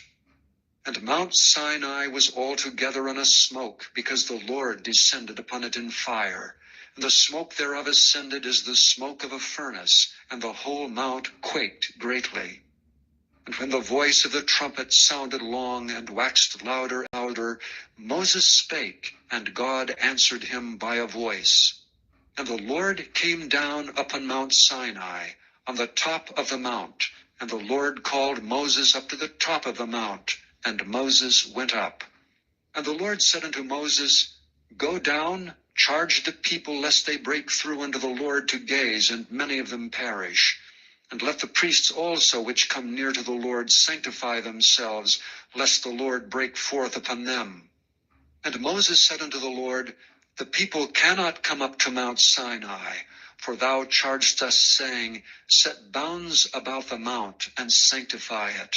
And the Lord said unto him, Away, get thee down, and thou shalt come up, thou and Aaron with thee, but let not the priests and the people break through to come up unto the Lord, lest he break forth upon them. So Moses went down unto the people, and spake unto them. And God spake all these words, saying, I am the Lord thy God, which hath brought thee out of the land of Egypt, out of the house of bondage. Thou shalt have no other gods before me. Thou shalt not make unto thee any graven image, or any likeness of anything that is in heaven above, or that is in the earth beneath, or that is in the water under the earth. Thou shalt not bow down thyself to them, nor serve them. For I, the Lord thy God, am a jealous God, visiting the iniquity of the fathers upon the children unto the third and fourth generation of them that hate me, and showing mercy unto thousands of them that love me and keep my commandments. Thou shalt not take the name of the Lord thy God in vain, for the Lord will not hold him guiltless that taketh his name in vain. Remember the Sabbath day to keep it holy. 6 days shalt thou labor and do all thy work. But the seventh day is the Sabbath of the Lord thy God. In it thou shalt not do any work, thou, nor thy son, nor thy daughter, thy manservant, nor thy maidservant, nor thy cattle, nor thy stranger that is within thy gates. For in 6 days the Lord made heaven and earth, the sea, and all that in them is, and rested the seventh day. Wherefore the Lord blessed the Sabbath day, and hallowed it. Honor thy father and thy mother, that thy days may be long upon the land which the Lord thy God giveth thee. Thou shalt not kill. Thou shalt not commit adultery. Thou shalt not steal. Thou shalt not bear false witness against thy neighbor. Thou shalt not covet thy neighbor's house. Thou shalt not covet thy neighbor's wife, nor his manservant, nor his maidservant, nor his ox, nor his ass, nor anything that is thy neighbor's. And all the people saw the thunderings and the lightnings, and the noise of the trumpet, and the mountains smoking. And when the people saw it, they removed and stood afar off. And they said unto Moses, Speak thou with us, and we will hear, but let not God speak with us, lest we die. And Moses said unto the people, Fear not, for God is come to prove you, and that his fear may be before your faces, that ye sin not. And the people stood afar off, and Moses drew near unto the thick darkness where God was. And the Lord said unto Moses, Thus thou shalt say unto the children of Israel, Ye have seen that I have talked with you from heaven. Ye shall not make with me gods of silver, neither shall ye make unto you gods of gold. An altar of earth thou shalt make unto me, and shalt sacrifice thereon thy burnt offerings and thy peace offerings, thy sheep and thine oxen. In all places where I record my name, I will come unto thee, and I will bless thee. And if thou wilt make me an altar of stone, thou shalt not build it of hewn stone. For if thou lift up thy tool upon it, thou hast polluted it. Neither shalt thou go up by steps unto mine altar, that thy nakedness be not discovered thereon. Now these are the judgments which thou shalt set before them. If thou buy an Hebrew servant, 6 years he shall serve, and in the 7th he shall go out free for nothing. If he came in by himself, he shall go out by himself. If he were married, then his wife shall go out with him. If his master have given him a wife, and she have borne him sons or daughters, the wife and her children shall be her master's, and he shall go out by himself. And if thy servant shall plainly say, I love my master, my wife, and my children, I will not go out free, then his master shall bring him unto the judges. He shall also bring him to the door, or unto the doorpost, and his master shall bore his ear through with an awl, and he shall serve him forever. And if a man sell his daughter to be a maidservant, she shall not go out as the men's servants do. If she please not her master, who hath betrothed her to himself, then shall he let her be redeemed. To sell her unto a strange nation he shall have no power, seeing he hath dealt deceitfully with her. And if he hath betrothed her unto his son, he shall deal with her after the manner of daughters. If he take him another wife, her food, her raiment, and her duty of marriage shall he not diminish. And if he do not these three things unto her, then shall she go out free without money. He that smiteth a man, so that he die, shall be surely put to death. And if a man lie not in wait, but God deliver him into his hand, then I will appoint thee a place whither he shall flee. But if a man come presumptuously upon his neighbor, to slay him with guile, thou shalt take him from thine altar that he may die. He that smiteth his father or his mother shall be surely put to death. He that stealeth a man and selleth him, or if he be found in his hand, he shall surely be put to death. And he that curseth his father or his mother shall surely be put to death. And if men strive together, and one smite another with a stone, or with his fist, and he die not, but keepeth his bed, if he rise again, and walk abroad upon his staff, then shall he that smote him be quit. Only he shall pay for the loss of his time, and shall cause him to be thoroughly healed. And if a man smite his servant or his maid with a rod, and he die under his hand, he shall be surely punished. Notwithstanding, if he continue a day or two, he shall not be punished, for he is his money. If men strive and hurt a woman with child, so that her foot depart from her, and yet no mischief follow, he shall be surely punished according as the woman's husband will lay upon him, and he shall pay as the judges determine. And if any mischief follow, then thou shalt give life for life, eye for eye, tooth for tooth, hand for hand, foot for foot, burning for burning, wound for wound, stripe for stripe. And if a man smite the eye of his servant or the eye of his maid, that it perish, he shall let him go free for his eye's sake. And if he smite out his manservant's tooth, or his maidservant's tooth, he shall let him go free for his tooth's sake. If an ox gore a man or a woman that they die, then the ox shall be surely stoned, and his flesh shall not be eaten, but the owner of the ox shall be quit. But if the ox were wont to push with his horn in time past, and it hath been testified to his owner, and he hath not kept him in, but that he hath killed a man or a woman, the ox shall be stoned, and his owner also shall be put to death. If there be laid on him a sum of money, then he shall give for the ransom of his life whatsoever is laid upon him. Whether he have gored a son, or have gored a daughter, according to this judgment shall it be done unto him. If the ox shall push a man's servant or a maid's servant, he shall give unto their master 30 shekels of silver, and the ox shall be stoned. And if a man shall open a pit, or if a man shall dig a pit and not cover it, and an ox or an ass fall therein, the owner of the pit shall make it good, and give money unto the owner of them, and the dead beast shall be his. And if one man's ox hurt another's that he die, then they shall sell the live ox, and divide the money of it, and the dead ox also they shall divide. Or if it be known that the ox hath used to push in time past, and his owner hath not kept him in, he shall surely pay ox for ox, and the dead shall be his own. Chapter 22. If a man shall steal an ox or a sheep, and kill it or sell it, he shall restore 5 oxen for an ox, and 4 sheep for a sheep. If a thief be found breaking up, and be smitten that he die, there shall no blood be shed for him.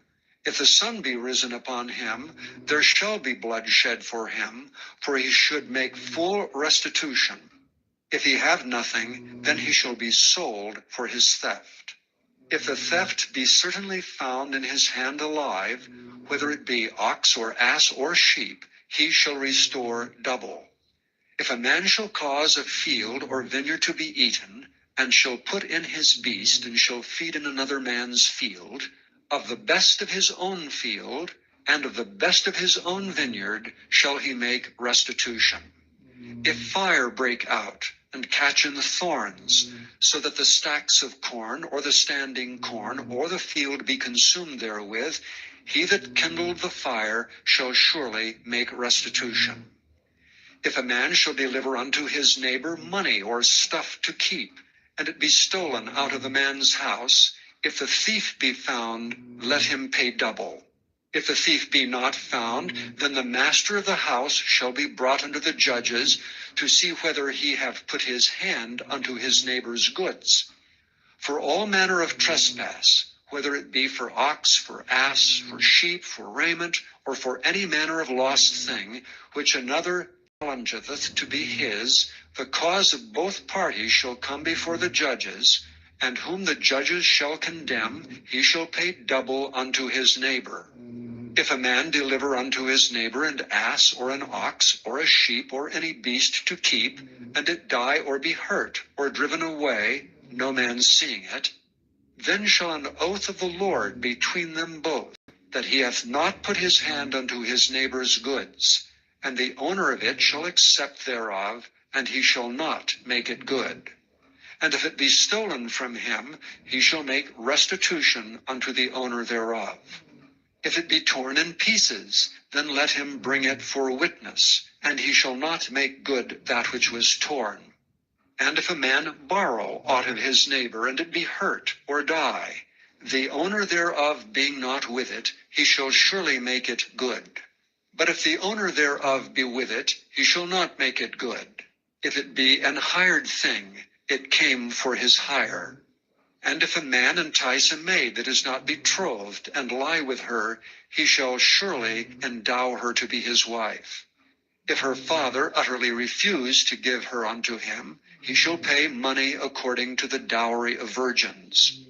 Thou shalt not suffer a witch to live. Whosoever lieth with a beast shall surely be put to death. He that sacrificeth unto any god save unto the Lord only, he shall be utterly destroyed.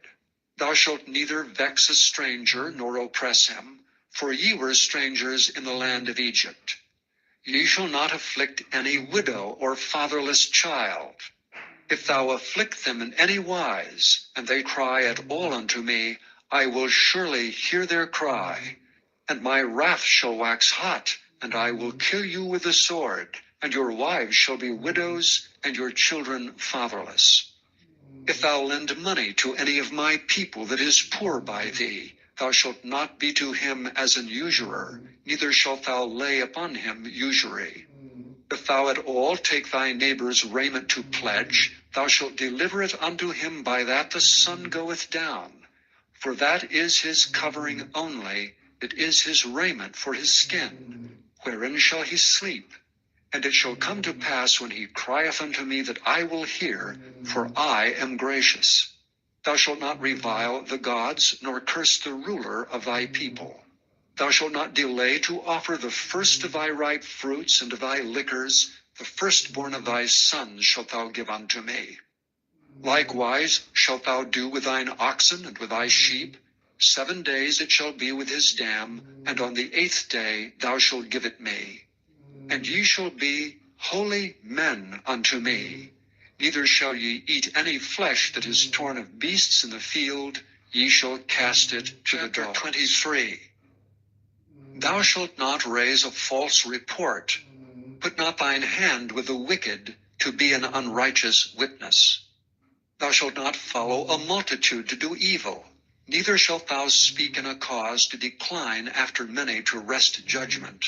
Neither shalt thou countenance a poor man in his cause. If thou meet thine enemy's ox or his ass going astray, thou shalt surely bring it back to him again. If thou see the ass of him that hateth thee lying under his burden, and wouldst forbear to help him, thou shalt surely help with him. Thou shalt not wrest the judgment of thy poor in his cause. Keep thee far from a false matter, and the innocent and righteous slay thou not, for I will not justify the wicked. And thou shalt take no gift, for the gift blindeth the wise, and perverteth the words of the righteous. Also thou shalt not oppress a stranger, for ye know the heart of a stranger, seeing ye were strangers in the land of Egypt. And 6 years thou shalt sow thy land, and shalt gather in the fruits thereof. But the 7th year thou shalt let it rest and lie still, that the poor of thy people may eat. And what they leave, the beasts of the field shall eat. In like manner thou shalt deal with thy vineyard and with thy oliveyard. 6 days thou shalt do thy work, and on the 7th day thou shalt rest, that thine ox and thine ass may rest, and the son of thy handmaid and the stranger may be refreshed. And in all things that I have said unto you, be circumspect, and make no mention of the name of other gods, neither let it be heard out of thy mouth. 3 times thou shalt keep a feast unto me in the year. Thou shalt keep the feast of unleavened bread. Thou shalt eat unleavened bread 7 days, as I commanded thee, in the time appointed of the month Abib. For in it thou camest out from Egypt, and none shall appear before me empty. And the feast of harvest, the firstfruits of thy labors which thou hast sown in the field. And the feast of ingathering, which is in the end of the year, when thou hast gathered in thy labors out of the field. 3 times in the year all thy males shall appear before the Lord God. Thou shalt not offer the blood of my sacrifice with leavened bread, neither shall the fat of my sacrifice remain until the morning. The first of the firstfruits of thy land thou shalt bring into the house of the Lord thy God. Thou shalt not seethe a kid in his mother's milk. Behold, I send an angel before thee, to keep thee in the way, and to bring thee into the place which I have prepared. Beware of him, and obey his voice. Provoke him not, for he will not pardon your transgressions, for my name is in him. But if thou shalt indeed obey his voice, and do all that I speak, then I will be an enemy unto thine enemies, and an adversary unto thine adversaries. For mine angel shall go before thee, and bring thee unto the Amorites, and the Hittites, and the Perizzites, and the Canaanites, and the Hivites, and the Jebusites, and I will cut them off. Thou shalt not bow down to their gods, nor serve them, nor do after their works, but thou shalt utterly overthrow them, and quite break down their images. And ye shall serve the Lord your God, and he shall bless thy bread and thy water, and I will take sickness away from the midst of thee. There shall nothing cast their young, nor be barren in thy land. The number of thy days I will fulfill. I will send my fear before thee, and will destroy all the people to whom thou shalt come, and I will make all thine enemies turn their backs unto thee. And I will send hornets before thee, which shall drive out the Hivite, the Canaanite, and the Hittite from before thee. And I will not drive them out from before thee in 1 year, lest the land become desolate, and the beast of the field multiply against thee. By little and little I will drive them out from before thee, until thou be increased and inherit the land. And I will set thy bounds from the Red Sea, even unto the sea of the Philistines, and from the desert unto the river. For I will deliver the inhabitants of the land into your hand, and thou shalt drive them out before thee. Thou shalt make no covenant with them, nor with their gods. They shall not dwell in thy land, lest they make thee sin against me. For if thou serve their gods, it will surely be a snare. Chapter 24.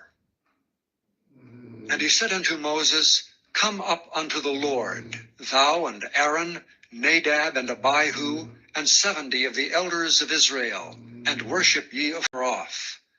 And Moses alone shall come near the Lord, but they shall not come nigh, neither shall the people go up with him. And Moses came and told the people all the words of the Lord, and all the judgments. And all the people answered with one voice and said, All the words which the Lord hath said we will do. And Moses wrote all the words of the Lord, and rose up early in the morning, and builded an altar under the hill, and 12 pillars, according to the 12 tribes of Israel. And he sent young men of the children of Israel, which offered burnt offerings and sacrificed peace offerings of oxen unto the Lord. And Moses took half of the blood, and put it in basins, and half of the blood he sprinkled on the altar. And he took the book of the covenant, and read in the audience of the people. And they said, All that the Lord hath said, we will do, and be obedient. And Moses took the blood and sprinkled it on the people, and said, Behold the blood of the covenant, which the Lord hath made with you concerning all these words. Then went up Moses and Aaron, Nadab and Abihu, and 70 of the elders of Israel. And they saw the God of Israel, and there was under his feet, as it were, a paved work of a sapphire stone, and as it were the body of heaven in his clearness. And upon the nobles of the children of Israel he laid not his hand. Also they saw God, and did eat and drink. And the Lord said unto Moses, Come up to me into the mount, and be there. And I will give thee tables of stone, and the law and commandments which I have written, that thou mayest teach them. And Moses rose up, and his minister Joshua, and Moses went up into the mount of God. And he said unto the elders, Tarry ye here for us, until we come again unto you. And behold, Aaron and Hur are with you. If any man have any matters to do, let him come unto them. And Moses went up into the mount, and a cloud covered the mount. And the glory of the Lord abode upon Mount Sinai, and the cloud covered it 6 days. And the 7th day he called unto Moses out of the midst of the cloud. And the sight of the glory of the Lord was like devouring fire on the top of the mount in the eyes of the children of Israel. And Moses went into the midst of the cloud, and gat him up into the mount. And Moses was in the mount 40 days. Chapter 25. And the Lord spake unto Moses, saying, Speak unto the children of Israel, that they bring me an offering. Of every man that giveth it willingly with his heart, ye shall take my offering. And this is the offering which ye shall take of them: gold and silver and brass, and blue and purple and scarlet, and fine linen and goat's hair, and ram's skins dyed red, and badger's skins and shittim wood, oil for the light, spices for anointing oil, and for sweet incense, onyx stones and stones to be set in the ephod and in the breastplate. And let them make me a sanctuary, that I may dwell among them. According to all that I show thee, after the pattern of the tabernacle and the pattern of all the instruments thereof, even so shall ye make it. And they shall make an ark of shittim wood. 2 cubits and a half shall be the length thereof, and 1 cubit and a half the breadth thereof, and 1 cubit and a half the height thereof. And thou shalt overlay it with pure gold. Within and without shalt thou overlay it, and shalt make upon it a crown of gold round about. And thou shalt cast 4 rings of gold for it, and put them in the 4 corners thereof. And rings shall be in the one side of it, and 2 rings in the other side of it. And thou shalt make staves of shittim wood, and overlay them with gold. And thou shalt put the staves into the rings by the sides of the ark, that the ark may be borne with them. The stave shall be in the rings of the ark, they shall not be taken from it. And thou shalt put into the ark the testimony which I shall give thee. And thou shalt make a mercy seat of pure gold. 2 cubits and a half shall be the length thereof, and 1 cubit and a half the breadth thereof. And thou shalt make 2 cherubims of gold, of beaten work shalt thou make them, in the 2 ends of the mercy seat. And make one cherub on the one end, and the other cherub on the other end. Even of the mercy seat shall ye make the cherubims on the two ends thereof. And the cherubim shall stretch forth their wings on high, covering the mercy seat with their wings, and their faces shall look one to another. Toward the mercy seat shall the faces of the cherubims be. And thou shalt put the mercy seat above upon the ark, and in the ark thou shalt put the testimony that I shall give thee. And there I will meet with thee, and I will commune with thee from above the mercy seat, from between the two cherubims which are upon the ark of the testimony, of all things which I will give thee in commandment unto the children of Israel. Thou shalt also make a table of shittim wood, 2 cubits shall be the length thereof, and a cubit the breadth thereof, and a cubit and a half the height thereof. And thou shalt overlay it with pure gold, and make thereto a crown of gold round about. And thou shalt make unto it a border of an hand breadth round about, and thou shalt make a golden crown to the border thereof round about.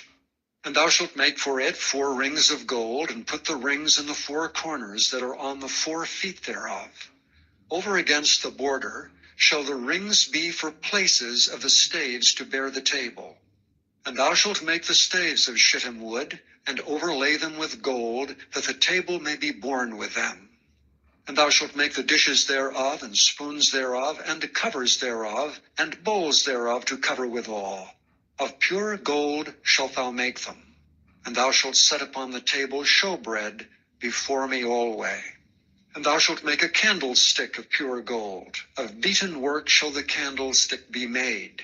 His shaft and his branches, his bowls, his knops and his flowers shall be the same. And 6 branches shall come out of the sides of it, 3 branches of the candlestick out of the one side, and 3 branches of the candlestick out of the other side. 3 bowls made like unto almonds, with a knop and a flower in one branch, and 3 bowls made like almonds in the other branch, with a knop and a flower. So in the 6 branches that come out of the candlestick. And in the candlestick shall be 4 bowls made like unto almonds, with their knops and their flowers. And there shall be a knop under 2 branches of the same, and a knop under 2 branches of the same, and a knop under 2 branches of the same, according to the 6 branches that proceed out of the candlestick. Their knops and their branches shall be of the same. All shall be one beaten work of pure gold. And thou shalt make the 7 lamps thereof, and they shall light the lamps thereof, that they may give light over against it. And the tongs thereof, and the snuff dishes thereof shall be of pure gold. Of a talent of pure gold shall he make it, with all these vessels. And look that thou make them after their pattern, which was showed thee 26. In the mount. Moreover, thou shalt make the tabernacle with 10 curtains of fine twined linen, and blue, and purple, and scarlet, with cherubims of cunning work shalt thou make them. The length of one curtain shall be 8 and 20 cubits, and the breadth of one curtain 4 cubits, and every one of the curtains shall have one measure. The 5 curtains shall be coupled together one to another, and other 5 curtains shall be coupled one to another. And thou shalt make loops of blue upon the edge of the one curtain from the selvage in the coupling. And likewise shalt thou make in the uttermost edge of another curtain in the coupling of the second. 50 loops shalt thou make in the one curtain, and 50 loops shalt thou make in the edge of the curtain that is in the coupling of the second, that the loops may take hold one of another. And thou shalt make 50 taches of gold, and couple the curtains together with the taches, and it shall be one tabernacle. And thou shalt make curtains of goat's hair to be a covering upon the tabernacle. 11 curtains shalt thou make. The length of one curtain shall be 30 cubits, and the breadth of one curtain 4 cubits, and the 11 curtains shall be all of one measure. And thou shalt couple 5 curtains by themselves, and 6 curtains by themselves, and shalt double the 6th curtain in the forefront of the tabernacle. And thou shalt make 50 loops on the edge of the one curtain that is outmost in the coupling, and 50 loops in the edge of the curtain, which coupleth the second. And thou shalt make 50 taches of brass, and put the taches into the loops, and couple the tent together, that it may be one.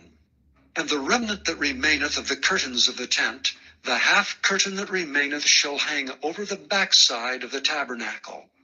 And a cubit on the one side, and a cubit on the other side of that which remaineth in the length of the curtains of the tent, it shall hang over the sides of the tabernacle on this side and on that side to cover it. And thou shalt make a covering for the tent of ram's skins dyed red, and a covering above of badger's skins. And thou shalt make boards for the tabernacle of shittim wood standing up. 10 cubits shall be the length of a board, and a cubit and a half shall be the breadth of one board. 2 tenons shall there be in one board, set in order one against another. Thus shalt thou make for all the boards of the tabernacle. And thou shalt make the boards for the tabernacle, 20 boards on the south side southward. And thou shalt make 40 sockets of silver under the 20 boards, 2 sockets under one board for his 2 tenons, and 2 sockets under another board for his 2 tenons. And for the second side of the tabernacle, on the north side, there shall be 20 boards, and their 40 sockets of silver, 2 sockets under one board, and 2 sockets under another board. And for the sides of the tabernacle westward thou shalt make 6 boards, and 2 boards shalt thou make for the corners of the tabernacle in the 2 sides. And they shall be coupled together beneath, and they shall be coupled together above the head of it unto one ring. Thus shall it be for them both. They shall be for the 2 corners. And they shall be 8 boards, and their sockets of silver, 16 sockets, 2 sockets under one board, and 2 sockets under another board. And thou shalt make bars of shittim wood, 5 for the boards of one side of the tabernacle, and 5 bars for the boards of the other side of the tabernacle, and 5 bars for the boards of the side of the tabernacle, for the 2 sides westward. And the middle bar in the midst of the boards shall reach from end to end. And thou shalt overlay the boards with gold, and make their rings of gold for places for the bars. And thou shalt overlay the bars with gold. And thou shalt rear up the tabernacle according to the fashion thereof which was showed thee in the mount. And thou shalt make a veil of blue and purple and scarlet and fine twined linen of cunning work, with cherubims shall it be made. And thou shalt hang it upon 4 pillars of shittim wood overlaid with gold. Their hooks shall be of gold upon the 4 sockets of silver. And thou shalt hang up the veil under the taches, that thou mayest bring in thither within the veil the ark of the testimony. And the veil shall divide unto you between the holy place and the most holy. And thou shalt put the mercy seat upon the ark of the testimony in the most holy place. And thou shalt set the table without the veil, and the candlestick over against the table on the side of the tabernacle toward the south. And thou shalt put the table on the north side. And thou shalt make an hanging for the door of the tent of blue and purple and scarlet and fine twined linen, wrought with needlework.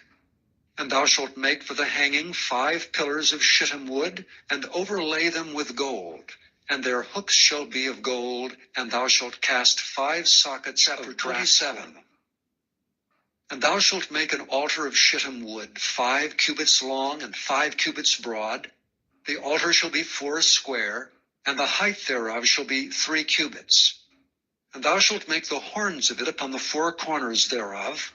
His horns shall be of the same, and thou shalt overlay it with brass.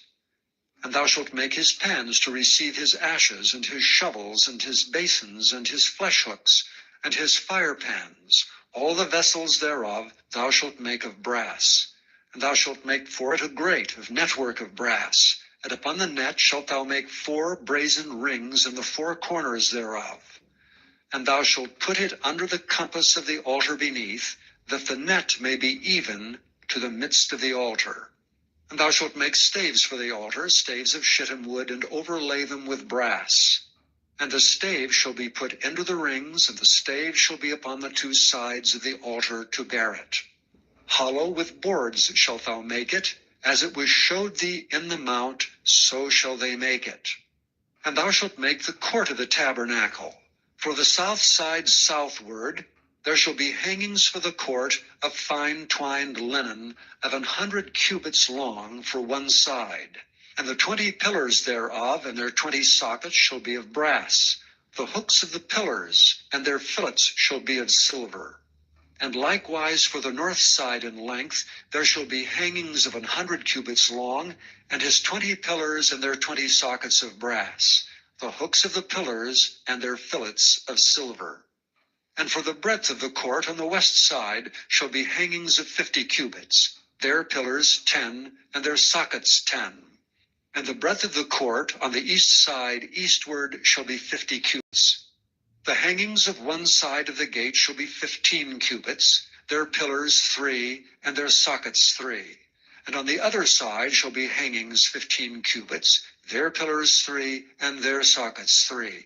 And for the gate of the court shall be an hanging of 20 cubits of blue and purple and scarlet, and fine twined linen, wrought with needlework, and their pillars shall be 4, and their sockets 4. All the pillars round about the court shall be filleted with silver. Their hooks shall be of silver, and their sockets of brass. The length of the court shall be 100 cubits, and the breadth 50 everywhere, and the height 5 cubits of fine twined linen, and their sockets of brass. All the vessels of the tabernacle, and all the service thereof, and all the pins thereof, and all the pins of the court shall be of brass. And thou shalt command the children of Israel that they bring thee pure oil olive beaten for the light, to cause the lamp to burn always.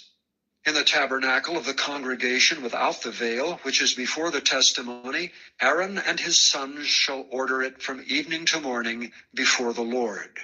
It shall be a statute forever unto their generations on the behalf of the children of Israel.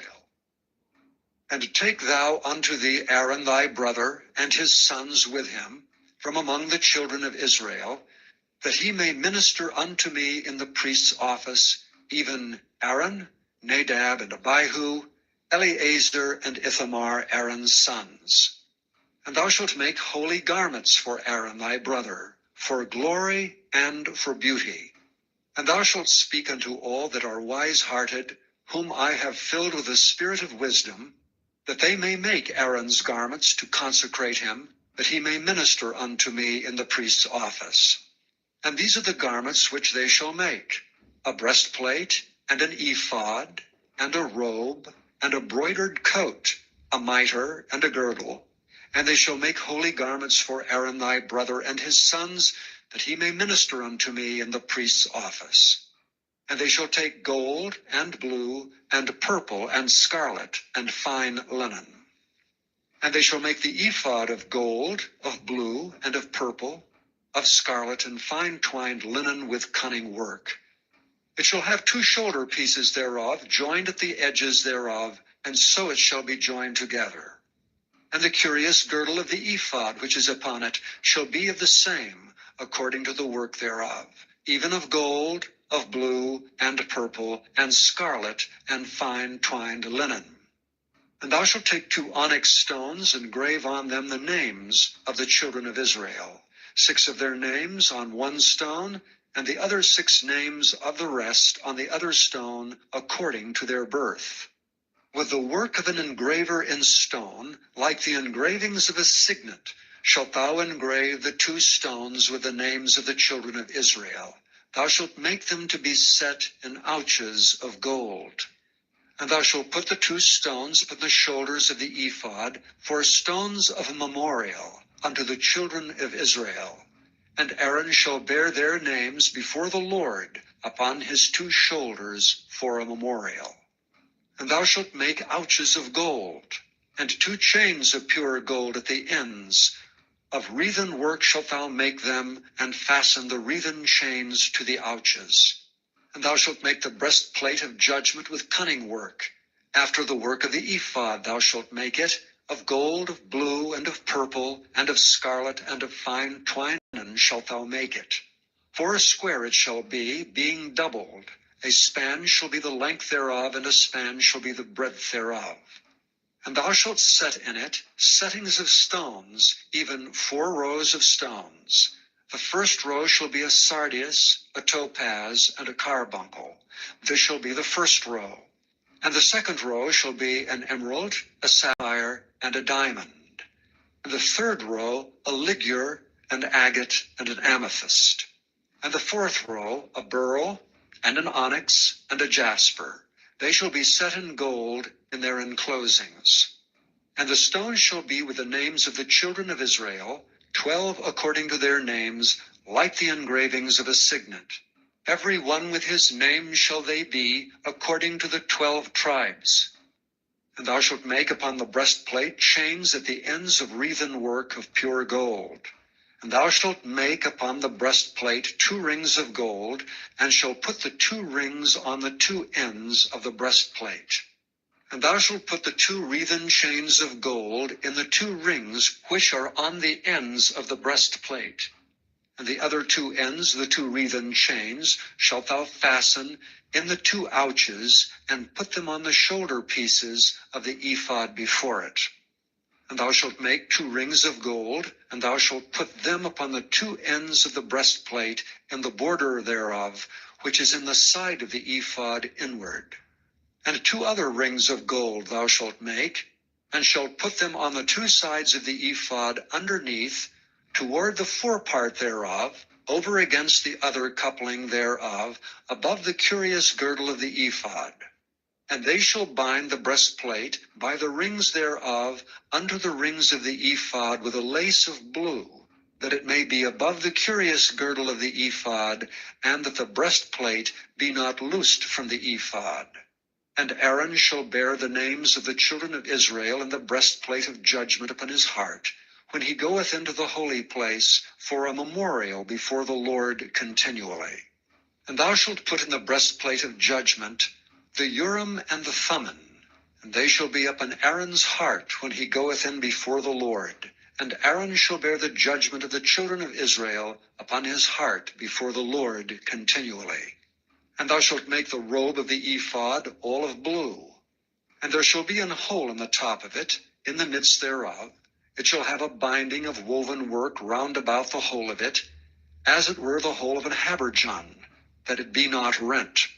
And beneath upon the hem of it thou shalt make pomegranates of blue, and of purple, and of scarlet, round about the hem thereof, and bells of gold between them round about, a golden bell and a pomegranate, a golden bell and a pomegranate, upon the hem of the robe round about. And it shall be upon Aaron to minister, and his sound shall be heard when he goeth in unto the holy place before the Lord, and when he cometh out, that he die not.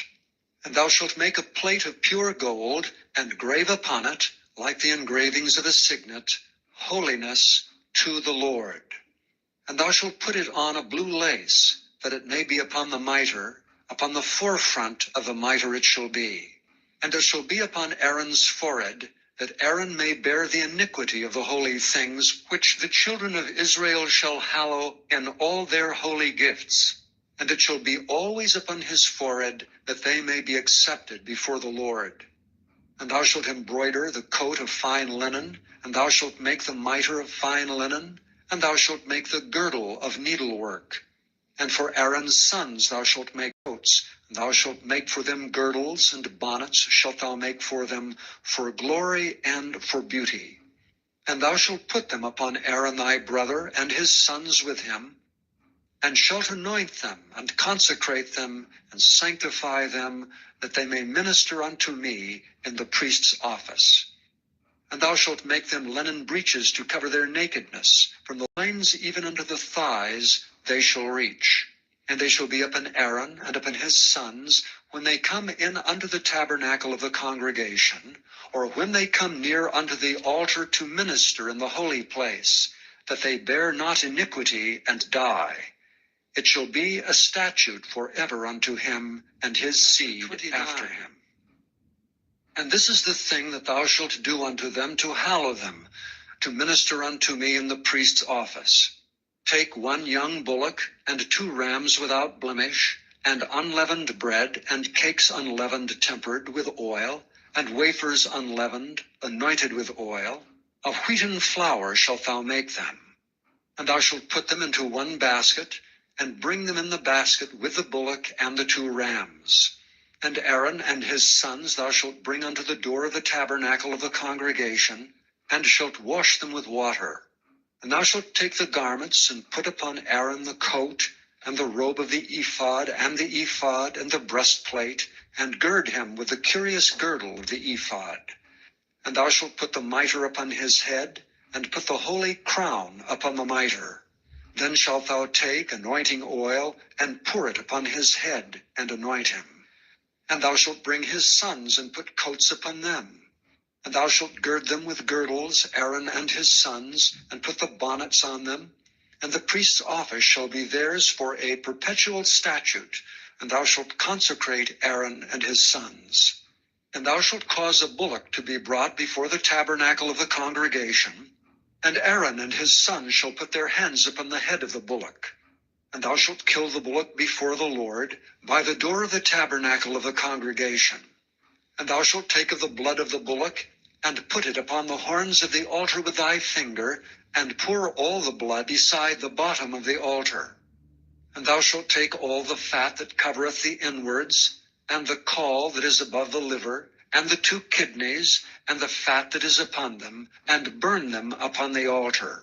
But the flesh of the bullock, and his skin, and his dung, shalt thou burn with fire without the camp. It is a sin offering. Thou shalt also take 1 ram, and Aaron and his sons shall put their hands upon the head of the ram. And thou shalt slay the ram, and thou shalt take his blood, and sprinkle it round about upon the altar. And thou shalt cut the ram in pieces, and wash the inwards of him and his legs, and put them unto his pieces, and unto his head. And thou shalt burn the whole ram upon the altar. It is a burnt offering unto the Lord. It is a sweet savor, and offering made by fire unto the Lord. And thou shalt take the other ram, and Aaron and his sons shall put their hands upon the head of the ram. Then shalt thou kill the ram, and take of his blood, and put it upon the tip of the right ear of Aaron, and upon the tip of the right ear of his sons, and upon the thumb of their right hand, and upon the great toe of their right foot, and sprinkle the blood upon the altar round about. And thou shalt take of the blood that is upon the altar, and of the anointing oil, and sprinkle it upon Aaron, and upon his garments, and upon his sons, and upon the garments of his sons with him. And he shall be hallowed, and his garments, and his sons garments with him. Also thou shalt take of the ram the fat, and the rump, and the fat that covereth the inwards, and the caul above the liver, and the 2 kidneys, and the fat that is upon them, and the right shoulder, for it is a ram of consecration, and 1 loaf of bread, and 1 cake of oiled bread, and 1 wafer out of the basket of the unleavened bread that is before the Lord. And thou shalt put all in the hands of Aaron, and in the hands of his sons, and shalt wave them for a wave offering before the Lord. And thou shalt receive them of their hands, and burn them upon the altar for a burnt offering, for a sweet savor before the Lord. It is an offering made by fire unto the Lord. And thou shalt take the breast of the ram of Aaron's consecration, and wave it for a wave offering before the Lord, and it shall be thy part. And thou shalt sanctify the breast of the wave offering, and the shoulder of the heave offering, which is waved, and which is heaved up, of the ram of the consecration, even of that which is for Aaron, and of that which is for his sons. And it shall be Aaron's and his sons by a statute forever from the children of Israel. For it is an heave offering, and it shall be an heave offering from the children of Israel of the sacrifice of their peace offerings, even their heave offering unto the Lord. And the holy garments of Aaron shall be his sons after him, to be anointed therein, and to be consecrated in them. And that son that is priest in his stead shall put them on 7 days, when he cometh into the tabernacle of the congregation to minister in the holy place. And thou shalt take the ram of the consecration, and seethe his flesh in the holy place, And Aaron and his sons shall eat the flesh of the ram, and the bread that is in the basket by the door of the tabernacle of the congregation. And they shall eat those things wherewith the atonement was made, to consecrate and to sanctify them. But a stranger shall not eat thereof, because they are holy. And if aught of the flesh of the consecrations, or of the bread remain unto the morning, then thou shalt burn the remainder with fire. It shall not be eaten, because it is holy. And thus shalt thou do unto Aaron and to his sons according to all things which I have commanded thee. 7 days shalt thou consecrate them. And thou shalt offer every day a bullock for a sin offering for atonement. Thou shalt cleanse the altar when thou hast made an atonement for it, and thou shalt anoint it to sanctify it. 7 days thou shalt make an atonement for the altar and sanctify it, and it shall be an altar most holy. Whatsoever toucheth the altar shall be holy. Now this is that which thou shalt offer upon the altar, 2 lambs of the first year, day by day, continually. The one lamb thou shalt offer in the morning, and the other lamb thou shalt offer at even. And with the one lamb 1/10 deal of flour mingled with the 4th part of an hin of beaten oil, and the 4th part of an hin of wine for a drink offering. And the other lamb thou shalt offer at even, and shalt do thereto according to the meat offering of the morning, and according to the drink offering thereof, for a sweet savor, and offering made by fire unto the Lord. This shall be a continual burnt offering throughout your generations at the door of the tabernacle of the congregation before the Lord, where I will meet you to speak there unto thee. And there I will meet with the children of Israel. And tabernacles shall be sanctified by my glory. And I will sanctify the tabernacle of the congregation and the altar. I will sanctify also both Aaron and his sons to minister to me in the priest's office. And I will dwell among the children of Israel, and will be their God. And they shall know that I am the Lord their God, that brought them forth out of the land of Egypt, that I may dwell among them. I am the Lord. Chapter 30. And thou shalt make an altar to burn incense upon. Of shittim wood shalt thou make it. 1 cubit shall be the length thereof, and 1 cubit the breadth thereof. 4 square shall it be, and 2 cubits shall be the height thereof. The horns thereof shall be of the same. And thou shalt overlay it with pure gold, the top thereof and the sides thereof round about, and the horns thereof. And thou shalt make unto it a crown of gold round about. And 2 golden rings shalt thou make to it under the crown of it. By the 2 corners thereof, upon the 2 sides of it shalt thou make it. And they shall be for places for the staves to bear it withal. And thou shalt make the staves of shittim wood, and overlay them with gold. And thou shalt put it before the veil that is by the ark of the testimony, before the mercy seat that is over the testimony, where I will meet with thee. And Aaron shall burn thereon sweet incense every morning. When he dresseth the lamps, he shall burn incense upon it. And when Aaron lighteth the lamps at even, he shall burn incense upon it, a perpetual incense before the Lord throughout your generations. You shall offer no strange incense thereon, nor burnt sacrifice, nor meat offering, neither shall ye pour drink offering thereon. And Aaron shall make an atonement upon the horns of it once in a year with the blood of the sin offering of atonements. Once in the year shall he make atonement upon it throughout your generations. It is most holy unto the Lord. And the Lord spake unto Moses, saying, When thou takest the sum of the children of Israel after their number, then shall they give every man a ransom for his soul unto the Lord, when thou numberest them, that there be no plague among them when thou numberest them. This they shall give every one that passeth among them that are numbered, 1/2 shekel after the shekel of the sanctuary. A shekel is 20 gerahs, and 1/2 shekel shall be the offering of the Lord. Every one that passeth among them that are numbered from 20 years old and above shall give an offering unto the Lord. The rich shall not give more, and the poor shall not give less than half a shekel, when they give an offering unto the Lord, to make an atonement for your souls. And thou shalt take the atonement money of the children of Israel, and shalt appoint it for the service of the tabernacle of the congregation, that it may be a memorial unto the children of Israel before the Lord, to make an atonement for your souls. And the Lord spake unto Moses, saying, Thou shalt also make a laver of brass, and his foot also of brass, to wash withal. And thou shalt put it between the tabernacle of the congregation and the altar, and thou shalt put water therein. For Aaron and his sons shall wash their hands and their feet thereat.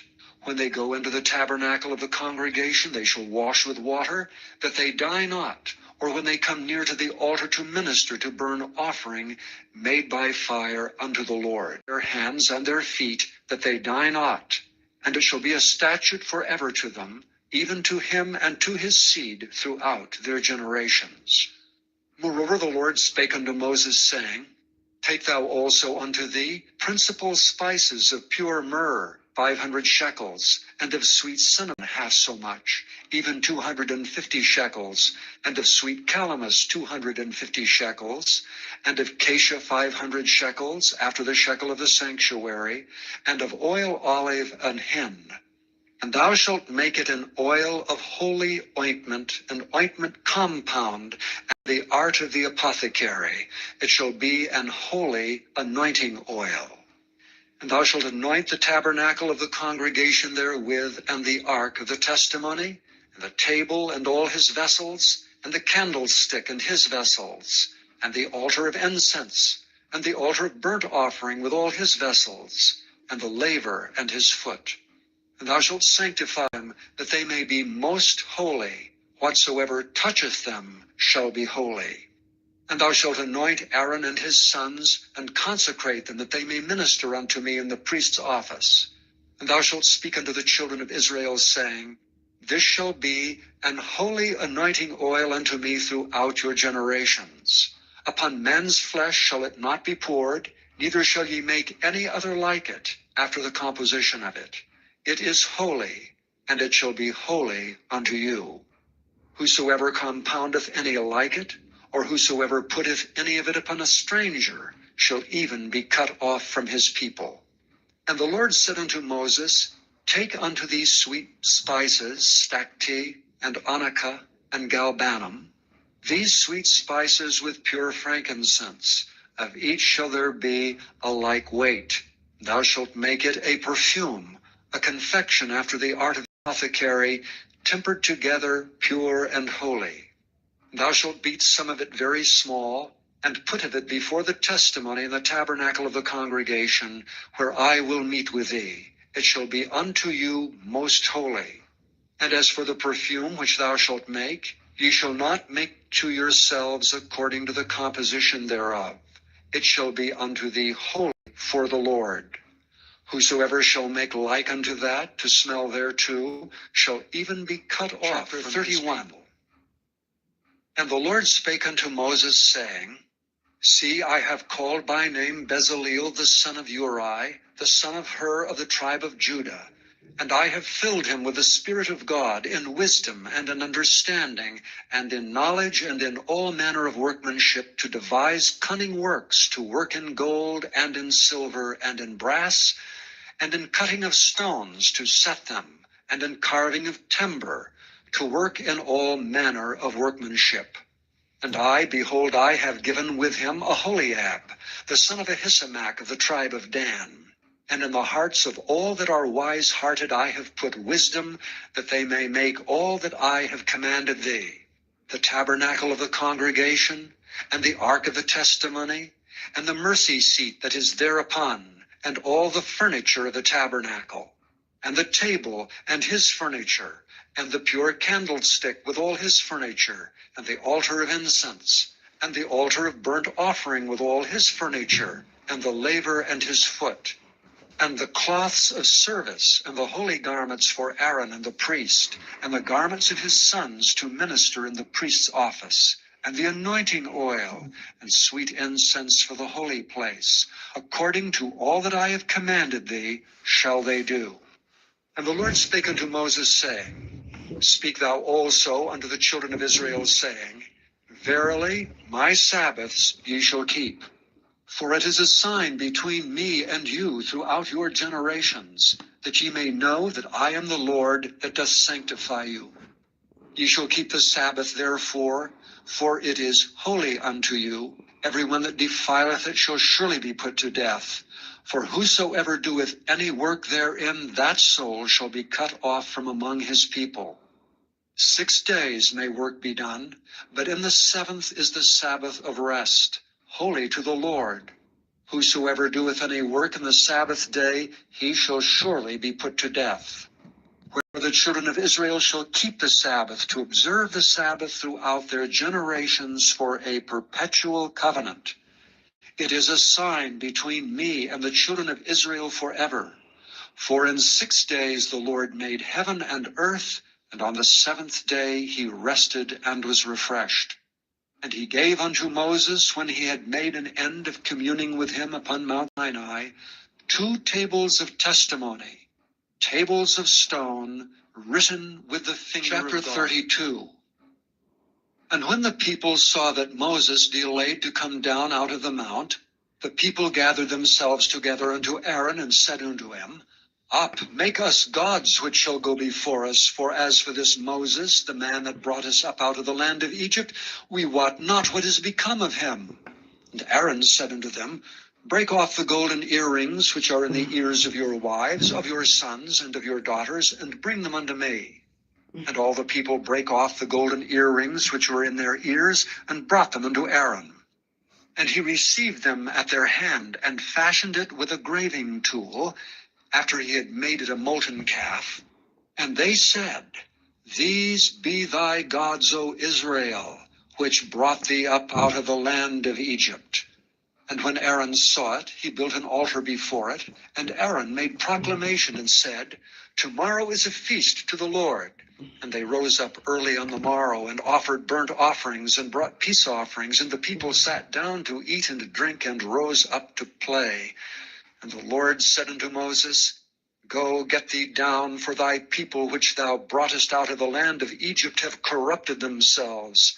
They have turned aside quickly out of the way which I commanded them. They have made them a molten calf, and have worshipped it, and have sacrificed thereunto, and said, These be thy gods, O Israel, which have brought thee up out of the land of Egypt. And the Lord said unto Moses, I have seen this people, and behold, it is a stiff-necked people. Now therefore let me alone, that my wrath may wax hot against them, and that I may consume them, and I will make of thee a great nation.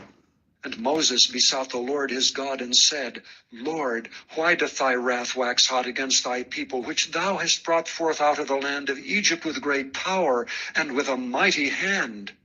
Wherefore should the Egyptians speak and say, For mischief did he bring them out, to slay them in the mountains, and to consume them from the face of the earth? Turn from thy fierce wrath, and repent of this evil against thy people. Remember Abraham, Isaac, and Israel, thy servants, to whom thou swarest by thine own self, and saidst unto them, I will multiply your seed as the stars of heaven, and all this land that I have spoken of will I give unto your seed, and they shall inherit it forever. And the Lord repented of the evil which he thought to do unto his people. And Moses turned and went down from the mount, and the 2 tables of the testimony were in his hand. The tables were written on both their sides, on the one side and on the other were they written. And the tables were the work of God, and the writing was the writing of God graven upon the tables. And when Joshua heard the noise of the people as they shouted, he said unto Moses, There is a noise of war in the camp. And he said, It is not the voice of them that shout for mastery, neither it is the voice of them that cry for being overcome, but the noise of them that sing do I hear. And it came to pass, as soon as he came nigh unto the camp, that he saw the calf and the dancing, and Moses' anger waxed hot, and he cast the tables out of his hands, and brake them the mount. And he took the calf which they had made, and burnt it in the fire, and ground it to powder, and strawed it upon the water, and made the children of Israel drink of it. Moses said unto Aaron, What did this people unto thee, that thou hast brought so great a sin upon them? And Aaron said, Let not the anger of my Lord wax hot. Thou knowest the people, that they are on mischief. For they said unto me, Make us gods which shall go before us. As for this Moses, the man that brought us up out of the land of Egypt, we wot not what is become of him. And I said unto them, Whosoever hath any gold, let them break it off. So they gave it me, then I cast it into the fire, and there came out this calf. And when Moses saw that the people were naked, for Aaron had made them naked unto their shame among their enemies, then Moses stood up in the gate of the camp and said, Who is on the Lord's side? Let him come unto me. And all the sons of Levi gathered themselves together unto him. And he said unto them, Thus saith the Lord God of Israel, Put every man his sword by his side, and go in and out from gate to gate throughout the camp, and slay every man his brother, and every man his companion, and every man his neighbor. The children of Levi did according to the word of Moses, and there fell of the people that day about 3,000 men. For Moses had said, Consecrate yourselves today to the Lord, every man upon his son, and upon his brother, that he may bestow upon you a blessing this day. And it came to pass on the morrow that Moses said unto the people, Ye have sinned a great sin. And now I will go up unto the Lord. Peradventure I shall make an atonement for your sin. And Moses returned unto the Lord and said, O this people have sinned a great sin, and have made them gods of gold. Yet now if thou wilt forgive their sin, and if not, blot me, I pray thee, out of thy book which thou hast written. And the Lord said unto Moses, Whosoever hath sinned against me, him will I blot out of my book. Therefore now go, lead the people unto the place of which I have spoken unto thee. Behold, mine angel shall go before thee. Nevertheless, in the day when I visit, I will visit their sin upon them. And the Lord plagued the people because they made the calf. Chapter 33.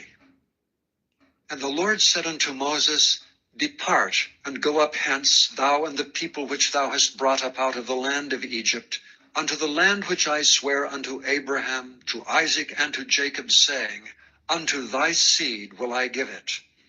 And I will send an angel before thee, and I will drive out the Canaanite, the Amorite, and the Hittite, and the Perizzite, the Hivite, and the Jebusite, unto a land flowing with milk and honey. For I will not go up in the midst of thee, for thou art a stiff-necked people, lest I consume thee in the way. And when the people heard these evil tidings, they mourned, and no man did put on him his ornaments. For the Lord had said unto Moses, Say unto the children of Israel, Ye are a stiff-necked people. I will come up into the midst of thee in a moment and consume thee. Therefore now put off thy ornaments from thee, that I may know what to do unto thee.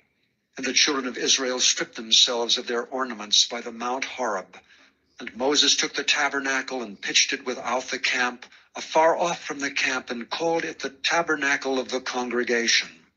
And it came to pass that every one which sought the Lord went out unto the tabernacle of the congregation, which was without the camp.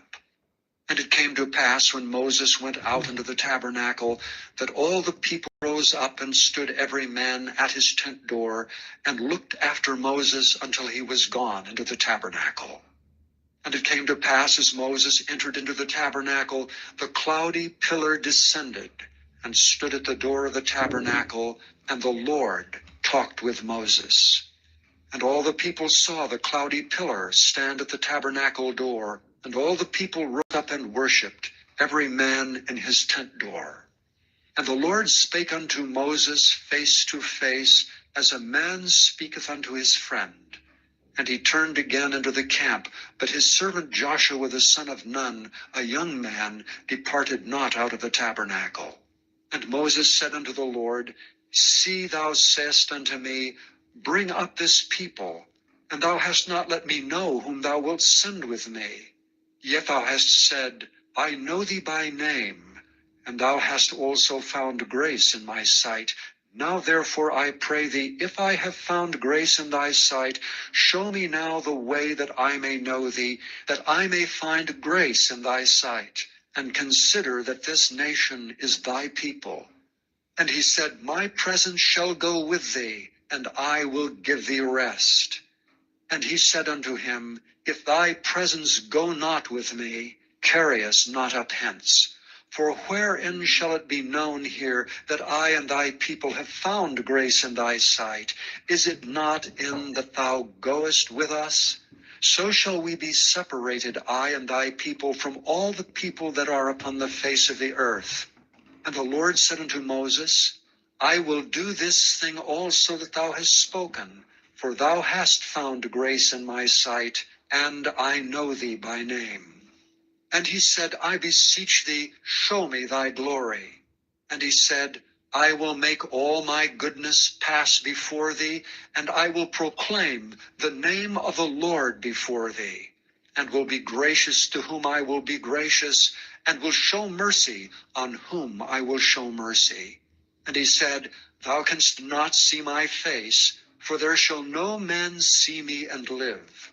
And the Lord said, Behold, there is a place by me, and thou shalt stand upon a rock. And it shall come to pass, while my glory passeth by, that I will put thee in a cleft of the rock, and will cover thee with my hand while I pass by. And I will take away mine hand, and thou shalt see my back parts, but my face shall not be seen. Chapter 34. And the Lord said unto Moses, Hew thee 2 tables of stone like unto the first, and I will write upon these tables the words that were in the first tables which thou breakest. And be ready in the morning, and come up in the morning unto Mount Sinai, and present thyself there to me in the top of the mount.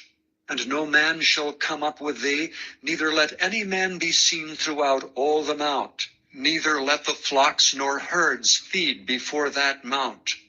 And he hewed 2 tables of stone like unto the first, and Moses rose up early in the morning, and went up unto Mount Sinai, as the Lord had commanded him, and took in his hand the 2 tables of stone.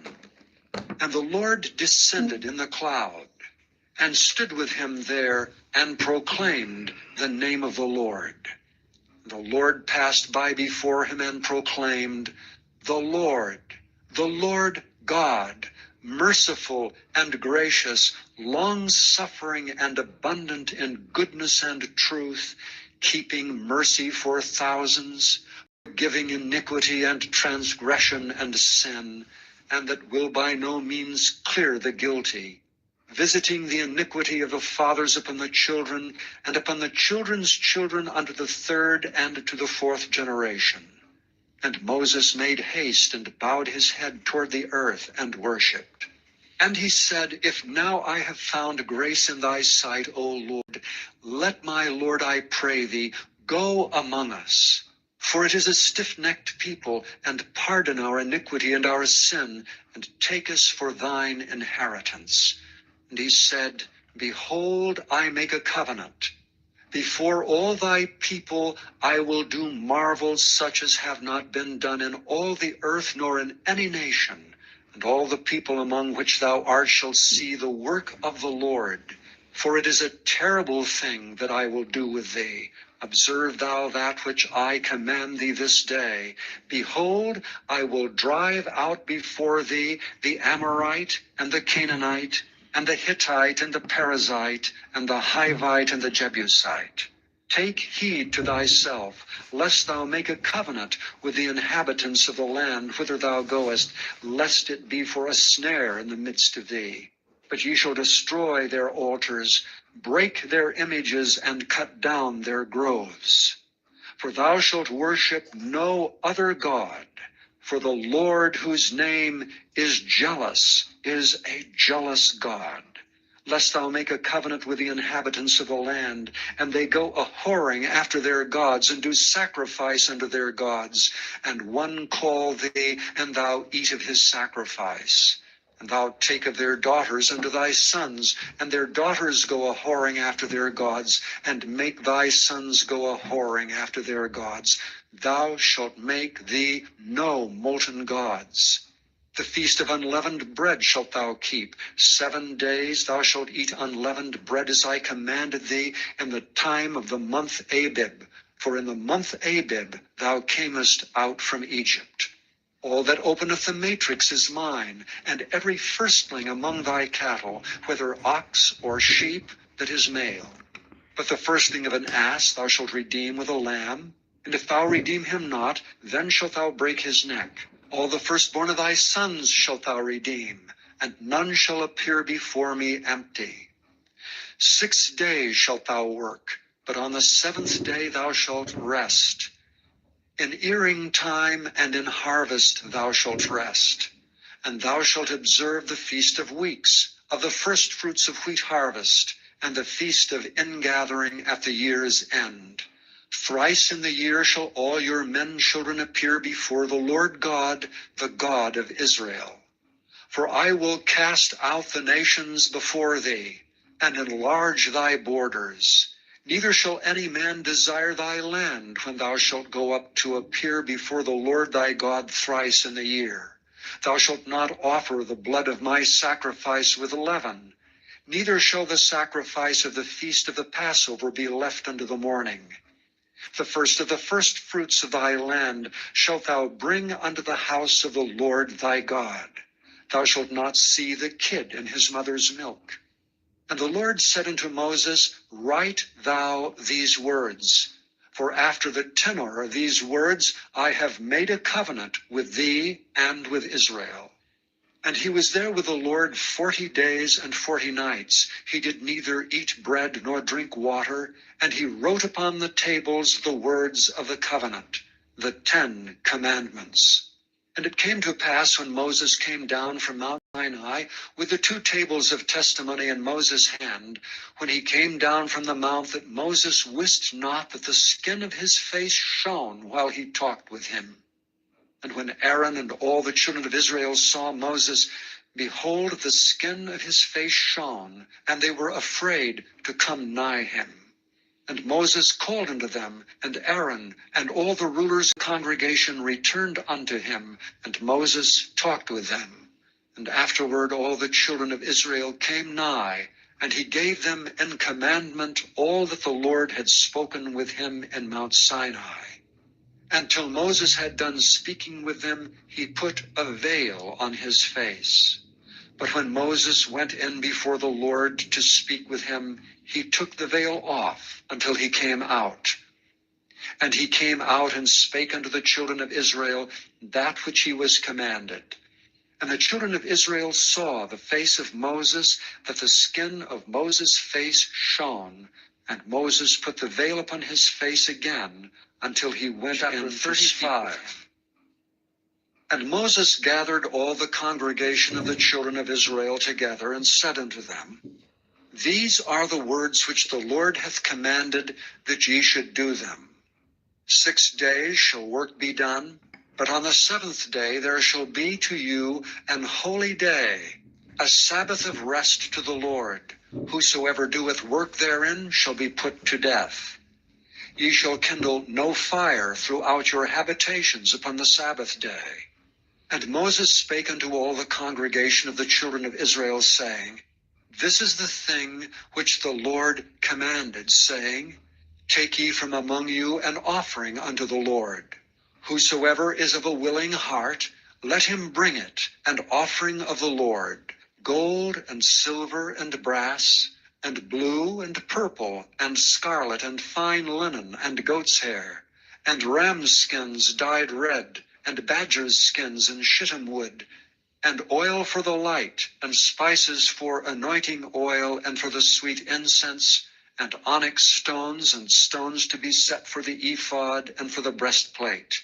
And every wise-hearted among you shall come, and make all that the Lord hath commanded: the tabernacle, his tent, and his covering, his taches and his boards, his bars, his pillars and his sockets, the ark and the staves thereof, with the mercy seat and the veil of the covering, the table and his staves, and all his vessels, and the showbread, the candlestick also for the light, and his furniture and his lamps with the oil for the light, and the incense altar and his staves, and the anointing oil, and the sweet incense, and the hanging for the door at the entering in of the tabernacle, the altar of burnt offering with his brazen grate, his staves, and all his vessels, the laver and his foot, the hangings of the court, his pillars and their sockets, and the hanging for the door of the court, the pins of the tabernacle, and the pins of the court and their cords, the cloths of service, to do service in the holy place, the holy garments for Aaron the priest, and the garments of his sons, to minister in the priest's office. And all the congregation of the children of Israel departed from the presence of Moses. And they came, every one whose heart stirred him up, and every one whom his spirit made willing, and they brought the Lord's offering to the work of the tabernacle of the congregation, and for all service, and for the holy garments. And they came, both men and women, as many as were willing-hearted, and brought bracelets and earrings and rings and tablets, all jewels of gold, and every man that offered an offering of gold unto the Lord. And every man with whom was found blue and purple and scarlet and fine linen and its hair, and red skins of rams and badgers' skins brought them. Every one that did offer an offering of silver and brass brought the Lord's offering, and every man with whom was found shittim wood for any work of the service brought it. And all the women that were wise-hearted did spin with their hands, and brought that which they had spun, both of blue and of purple and of scarlet and of fine linen. And all the women whose heart stirred them up in wisdom spun goat's hair. And the rulers brought onyx stones and stones to be set for the ephod and for the breastplate, and spice and oil for the light, and for the anointing oil, and for the sweet incense. And the children of Israel brought a willing offering unto the Lord, every man and woman whose heart made them willing to bring for all manner of work which the Lord had commanded to be made by the hand of Moses. And Moses said unto the children of Israel, See, the Lord hath called by name Bezaleel the son of Uri, the son of Hur of the tribe of Judah. And he hath filled him with the Spirit of God, in wisdom, in understanding, and in knowledge, and in all manner of workmanship, and to devise curious works, to work in gold, and in silver, and in brass, and in the cutting of stones to set them, and in carving of wood, to make any manner of cunning work. And he hath put in his heart that he may teach both he and Aholiab, the son of Ahisamach of the tribe of Dan.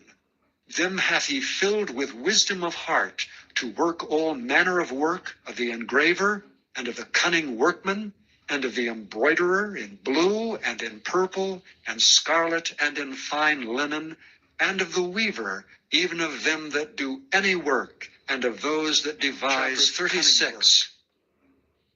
Then wrought Bezaleel and Aholiab, and every wise-hearted man in whom the Lord put wisdom and understanding, to know how to work all manner of work for the service of the sanctuary, according to all that the Lord had commanded.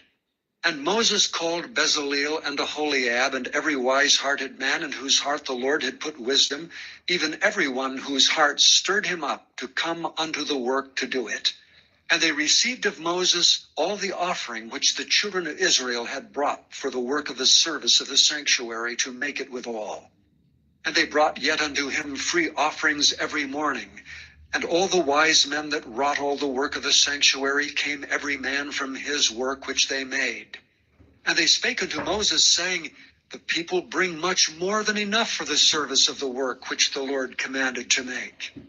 And Moses gave commandment, and they caused it to be proclaimed throughout the camp, saying, Let neither man nor woman make any more work for the offering of the sanctuary.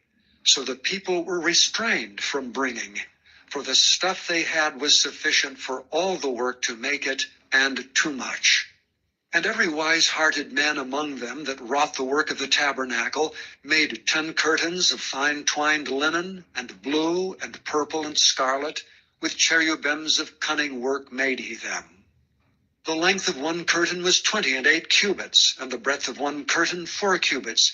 The curtains were all of one size. And coupled the 5 curtains one unto another, and the other 5 curtains he coupled one unto another. And he made loops of blue on the edge of one curtain from the selvage in the coupling. Likewise he made in the uttermost side of another curtain in the coupling of the second. 50 loops made he in one curtain, and 50 loops made he in the edge of the curtain which was in the coupling of the second. The loops held one curtain to another. And he made 50 taches of gold, and coupled the curtains one unto another with the taches, so it became one tabernacle. And he made curtains of goat's hair for the tent over the tabernacle. 11 curtains he made them. The length of one curtain was 30 cubits, and 4 cubits was the breadth of one curtain. The 11 curtains were of one size. And he coupled 5 curtains by themselves, and 6 curtains by themselves. And he made 50 loops upon the uttermost edge of the curtain in the coupling, and 50 loops made he upon the edge of the curtain which coupleth the second. And he made 50 taches of brass to couple the tent together, that it might be one. And he made a covering for the tent of ram's skins dyed red, and a covering of badger's skins above that. And he made boards for the tabernacle of shittim wood standing up. The length of a board was 10 cubits, and the breadth of a board 1 cubit and a half. One board had 2 tenons, equally distant one from another. Thus did he make for all the boards of the tabernacle. And he made the boards for the tabernacle, 20 boards for the south side southward, and 40 sockets of silver he made under the 20 boards. 2 sockets under one board for his 2 tenons, and 2 sockets under another board for his 2 tenons.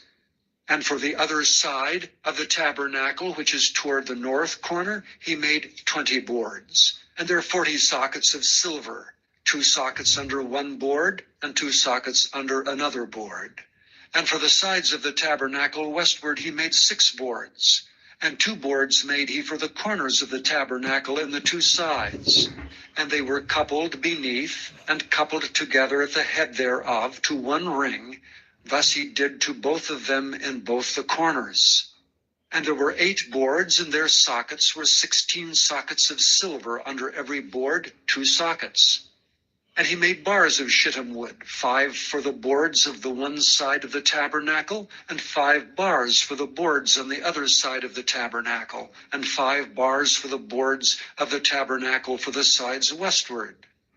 And he made the middle bar to shoot through the boards from the one end to the other. And he overlaid the boards with gold, and made their rings of gold to be places for the bars, and overlaid the bars with gold. And he made a veil of blue and purple and scarlet and fine twined linen. With cherubims made he it of cunning work. And he made thereunto 4 pillars of shittim wood, and overlaid them with gold. Their hooks were of gold, and he cast for them 4 sockets of silver. And he made an hanging for the tabernacle door of blue and purple and scarlet and fine twined linen of needlework, and the 5 pillars of it with their hooks. And he overlaid their chapiters and their fillets with gold, but their 5 sockets were Chapter of brass. 37.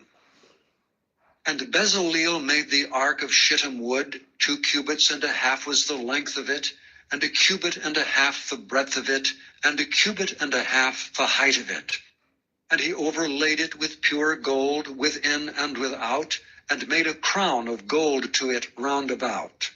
And he cast for it 4 rings of gold to be set by the 4 corners of it, even 2 rings upon the one side of it, and 2 rings upon the other side of it.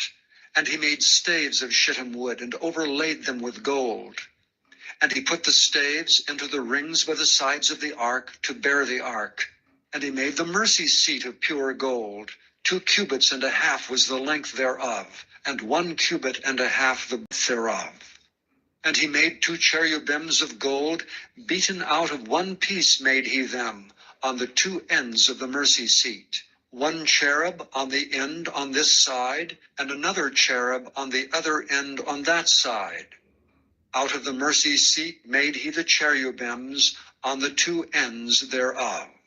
And the cherubims spread out their wings on high, and covered with their wings over the mercy seat, with their faces one to another. Even to the mercy seatward were the faces of the cherubims.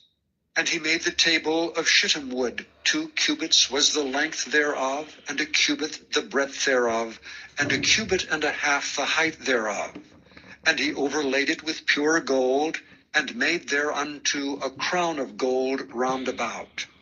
Also he made thereunto a border of an handbreadth round about, and made a crown of gold for the border thereof round about. And he cast for it 4 rings of gold, and put the rings upon the 4 corners that were in the 4 feet thereof. Over against the border were the rings, the places for the staves to bear the table. And he made the staves of shittim wood, and overlaid them with gold to bear the table. And he made the vessels which were upon the table, his dishes, and his spoons, and his bowls, and his covers to cover withal, of pure gold. And he made the candlestick of pure gold, of beaten work made he the candlestick. His shaft and his branch, his bowls, his knops, and his flowers were of the same. And 6 branches going out of the sides thereof, 3 branches of the candlestick out of the one side thereof, and 3 branches of the candlestick out of the other side thereof. 3 bowls made after the fashion of almonds in one branch, a knop and a flower, and 3 bowls made like almonds in another branch, a knop and a flower, so throughout the 6 branches going out of the candlestick. And in the candlestick were 4 bowls made like almonds, his knops and his flowers, and a knop under 2 branches of the same, and a knop under 2 branches of the same, and a knop under 2 branches of the same, according to the 6 branches going out of it. Their knops and their branches were of the same. All of it was one beaten work of pure gold. And he made his 7 lamps and his snuffers and his snuff dishes of pure gold.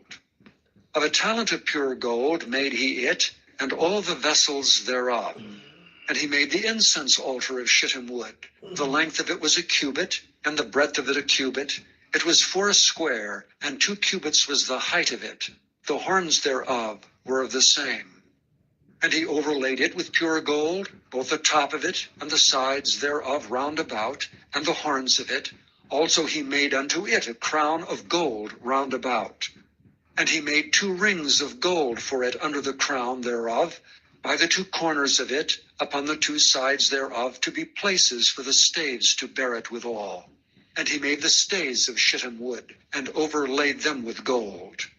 And he made the holy anointing oil, and the pure incense of sweet spices, according to the work of the chapter 38.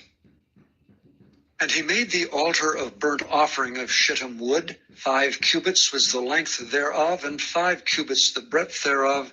It was 4 square, and 3 cubits the height thereof. And he made the horns thereof and the 4 corners of it. The horns thereof were of the same, and he overlaid it with brass. And he made all the vessels of the altar, the pots, and the shovels, and the basins, and the flesh hooks, and the fire pans. All the vessels thereof made he of brass. And he made for the altar a brazen grate of network under the compass thereof beneath unto the midst of it. And he cast 4 rings for the 4 ends of the grate of brass, to be places for the staves. And he made the staves of shittim wood, and overlaid them with brass. And he put the staves into the rings on the sides of the altar, to bear it withal. He made the altar hollow with boards. And he made the laver of brass, and the foot of it of brass. Of the looking glasses of the women assembling, which assembled at the door of the tabernacle of the congregation. And he made the court. On the south side southward, the hangings of the court were of fine twined linen, 100 cubits. Their pillars were 20. And their brazen sockets 20. The hooks of the pillars and their fillets were of silver. And for the north side, the hangings were 100 cubits, their pillars were 20, and their sockets of brass 20, the hooks of the pillars and their fillets of silver. And for the west side were hangings of 50 cubits, their pillars 10, and their sockets 10, the hooks of the pillars and their fillets of silver. And for the east side, eastward, 50 cubits.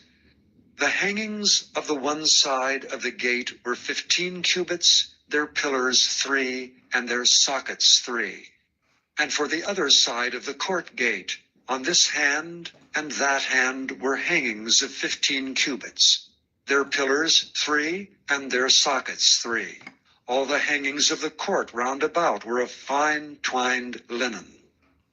And the sockets for the pillars were of brass, the hooks of the pillars and their fillets of silver, and the overlaying of their chapiters of silver, and all the pillars of the court were filleted with silver.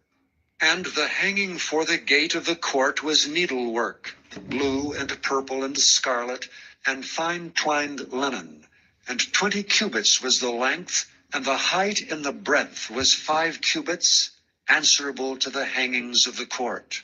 And their pillars were 4, and their sockets of brass 4, their hooks of silver, and the overlaying of their chapiters and their fillets of silver.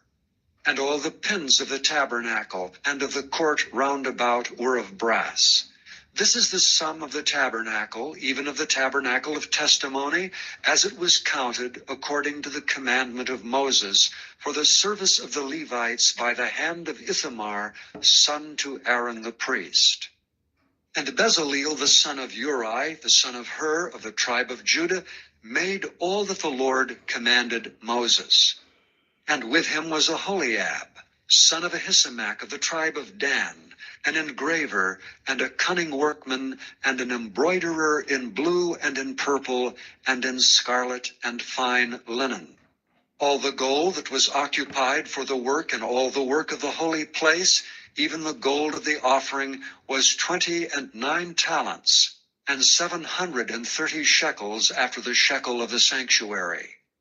And the silver of them that were numbered of the congregation was 100 talents, and 1,760 shekels after the shekel of the sanctuary. A beka for every man, that is half a shekel, after the shekel of the sanctuary, for every one that went to be numbered from 20 years old and upward, for 600,000 and 3,550 men. And of the 100 talents of silver were cast the sockets of the sanctuary, and the sockets of the veil, and 100 sockets of the 100 talents, a talent for a socket. And of the 1,775 shekels he made hooks for the pillars, and overlaid their chapiters, and filleted them. And the brass of the offering was 70 talents, and 2,400 shekels. And therewith he made the sockets to the door of the tabernacle of the congregation, and the brazen altar, and the brazen grate for it, and all the vessels of the altar, and the sockets of the court round about, and the sockets of the court gate, and all the pins of the tabernacle, and all the pins of the court round about. And of the blue and purple and scarlet they made cloths of service to do service in the holy place, and made the holy garments for Aaron, as the Lord commanded Moses. And he made the ephod of gold, blue and purple and scarlet, and fine twined linen. And they did beat the gold into thin plates, and cut it into wires, to work it in the blue, and in the purple, and in the scarlet, and in the fine linen with cunning work. They made shoulder pieces for it, to couple it together. By the 2 edges was it coupled together. And the curious girdle of his ephod that was upon it was of the same, according to the work thereof, of gold, blue, and purple, and scarlet, and fine twined linen, as the Lord commanded Moses. And they wrought onyx stones enclosed in ouches of gold, graven as signets are graven, with the names of the children of Israel. And he put them on the shoulders of the ephod, that they should be stones for a memorial to the children of Israel, as the Lord commanded Moses. And he made the breastplate of cunning work, like the work of the ephod, of gold, blue, and purple, and scarlet, and fine twined linen. It was 4 square. They made the breastplate double. A span was the length thereof, and a span the breadth thereof, being doubled. And they set in it 4 rows of stones. The first row was a sardius, a topaz, and a carbuncle. This was the first row. And the second row, an emerald, a sapphire, and a diamond. And the third row, a ligure, and agate, and an amethyst. And the fourth row, a beryl, and onyx, and a jasper. They were enclosed in ouches of gold in their enclosings.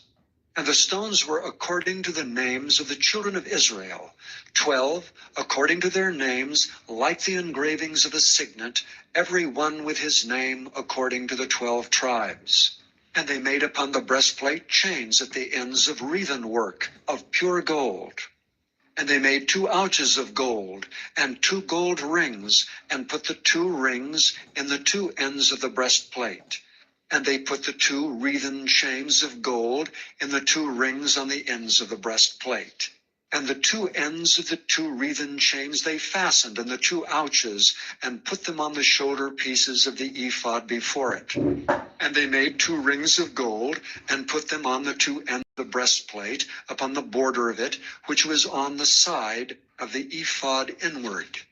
And they made 2 other golden rings, and put them on the 2 sides of the ephod, underneath toward the forepart of it, over against the other coupling thereof, above the curious girdle of the ephod. And they did bind the breastplate by his rings under the rings of the ephod with a lace blue, that it might be above the curious girdle of the ephod, and that the breastplate might not be loosed from the ephod, as the Lord commanded Moses. And he made the robe of the ephod of woven work, all of blue. And there was an hole in the midst of the robe, as the hole of an habergeon, with a band round about the hole, that it should not rend. And they made upon the hems of the robe pomegranates of blue and purple and scarlet, and twined linen. And they made bells of pure gold, and put the bells between the pomegranates upon the hem of the robe, round about between the pomegranates. A bell and a pomegranate, a bell and a pomegranate, round about the hem of the robe to minister in, as the Lord commanded Moses. And they made coats of fine linen of woven work for Aaron and for his sons, and a mitre of fine linen, and goodly bonnets of fine linen, and linen breeches of fine twined linen, and a girdle of fine twined linen, and blue, and purple, and scarlet, of needlework, as the Lord commanded Moses. And they made the plate of the holy crown of pure gold, and wrote upon it a writing like to the engravings of a signet, Holiness to the Lord. And they tied unto it a lace of blue, to fasten it on high upon the mitre, as the Lord commanded Moses. Thus was all the work of the tabernacle of the tent of the congregation finished. And the children of Israel did according to all that the Lord commanded Moses, so did they. And they brought the tabernacle unto Moses, the tent and all his furniture, his taches, his boards, his bars, and his pillars, and his sockets, and the covering of ram's skins dyed red, and the covering of badger's skins, and the veil of the covering, the ark of the testimony, and the staves thereof, and the mercy seat, the table, and all the vessels thereof, and the showbread, the pure candlestick with the lamps thereof, even with the lamps to be set in order, and all the vessels thereof, and the oil for light, and the golden altar, and the anointing oil, and the sweet incense, and the hanging for the tabernacle door, and the brazen altar, and his grate of brass, his staves, and all his vessels, the laver and his foot, the hangings of the court, his pillars and his sockets, and the hanging for the court gate, his cords and his pins, and all the vessels of the service of the tabernacle for the tent of the congregation, the cloths of service to do service in the holy place, and the holy garments for Aaron the priest, and his sons' garments to minister in the priest's office, According to all that the Lord commanded Moses, so the children of Israel made all the work. And Moses did look upon all the work, and behold, they had done it as the Lord had commanded, even so had they done it. And Moses blessed them. And the Lord spake unto Moses, saying, On the first day of the first month shalt thou set up the tabernacle of the tent of the congregation. And thou shalt put therein the ark of the testimony, and cover the ark with the veil. And thou shalt bring in the table, and set in order the things that are to be set in order upon it. And thou shalt bring in the candlestick, and light the lamps thereof. And thou shalt set the altar of gold for the incense before the ark of the testimony, and put the hanging of the door to the tabernacle. And thou shalt set the altar of the burnt offering before the door of the tabernacle of the tent of the congregation. And thou shalt set the laver between the tent of the congregation and the altar, and shalt put water therein. And thou shalt set up the court round about, and hang up the hanging at the court gate. And thou shalt take the anointing oil, and anoint the tabernacle, and all that is therein, and shalt hallow it, and all the vessels thereof, and it shall be holy. And thou shalt anoint the altar of the burnt offering, and all his vessels, and sanctify the altar, and it shall be an altar most holy. And thou shalt anoint the laver and his foot, and sanctify it. And thou shalt bring Aaron and his sons unto the door of the tabernacle of the congregation, and wash them with water. And thou shalt put upon Aaron the holy garments, and anoint him, and sanctify him, that he may minister unto me in the priest's office. And thou shalt bring his sons, and clothe them with coats. And thou shalt anoint them as thou didst anoint their father, that they may minister unto me in the priest's office. For their anointing shall surely be an everlasting priesthood throughout their generations. Thus did Moses, according to all that the Lord commanded him, so did he. And it came to pass in the first month of the second year, on the first day of the month, that the tabernacle was reared up. And Moses reared up the tabernacle, and fastened his sockets, and set up the boards thereof, and put in the bars thereof, and reared up his pillars. And he spread abroad the tent over the tabernacle, and put the covering of the tent above upon it, as the Lord commanded Moses. And he took and put the testimony into the ark, and set the staves on the ark, and put the mercy seat above upon the ark. And he brought the ark into the tabernacle, and set up the veil of the covering, and covered the ark of the testimony, as the Lord commanded Moses. And he put the table in the tent of the congregation upon the side of the tabernacle northward, without the veil. And he set the bread in order upon it before the Lord, as the Lord had commanded Moses. And he put the candlestick in the tent of the congregation over against the table on the side of the tabernacle southward. And he lighted the lamps before the Lord, as the Lord commanded Moses. And he put the golden altar in the tent of the congregation before the veil, and he burnt sweet incense thereon, as the Lord commanded Moses.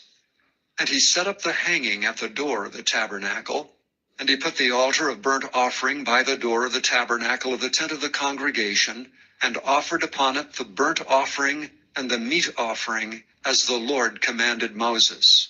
And he set the laver before the tent of the congregation and the altar, and put water therein to wash withal. And Moses and Aaron and his sons washed their hands and their feet thereat, when they went into the tent of the congregation, and when they came near unto the altar they washed, as the Lord commanded Moses. And he reared up the court round about the tabernacle and the altar, and set up the hanging of the court gate. So Moses finished the work. Then a cloud covered the tent of the congregation, and the glory of the Lord filled the tabernacle. And Moses was not able to enter into the tent of the congregation, because the cloud abode thereon, and the glory of the Lord filled the tabernacle. And when the cloud was taken up from over the tabernacle, the children of Israel went onward in all their journeys. But if the cloud were not taken up, then they journeyed not till the day that it was taken up. For the cloud of the Lord was upon the tabernacle by day, and fire was on it by night, in sight of all the house of Israel throughout all their journeys.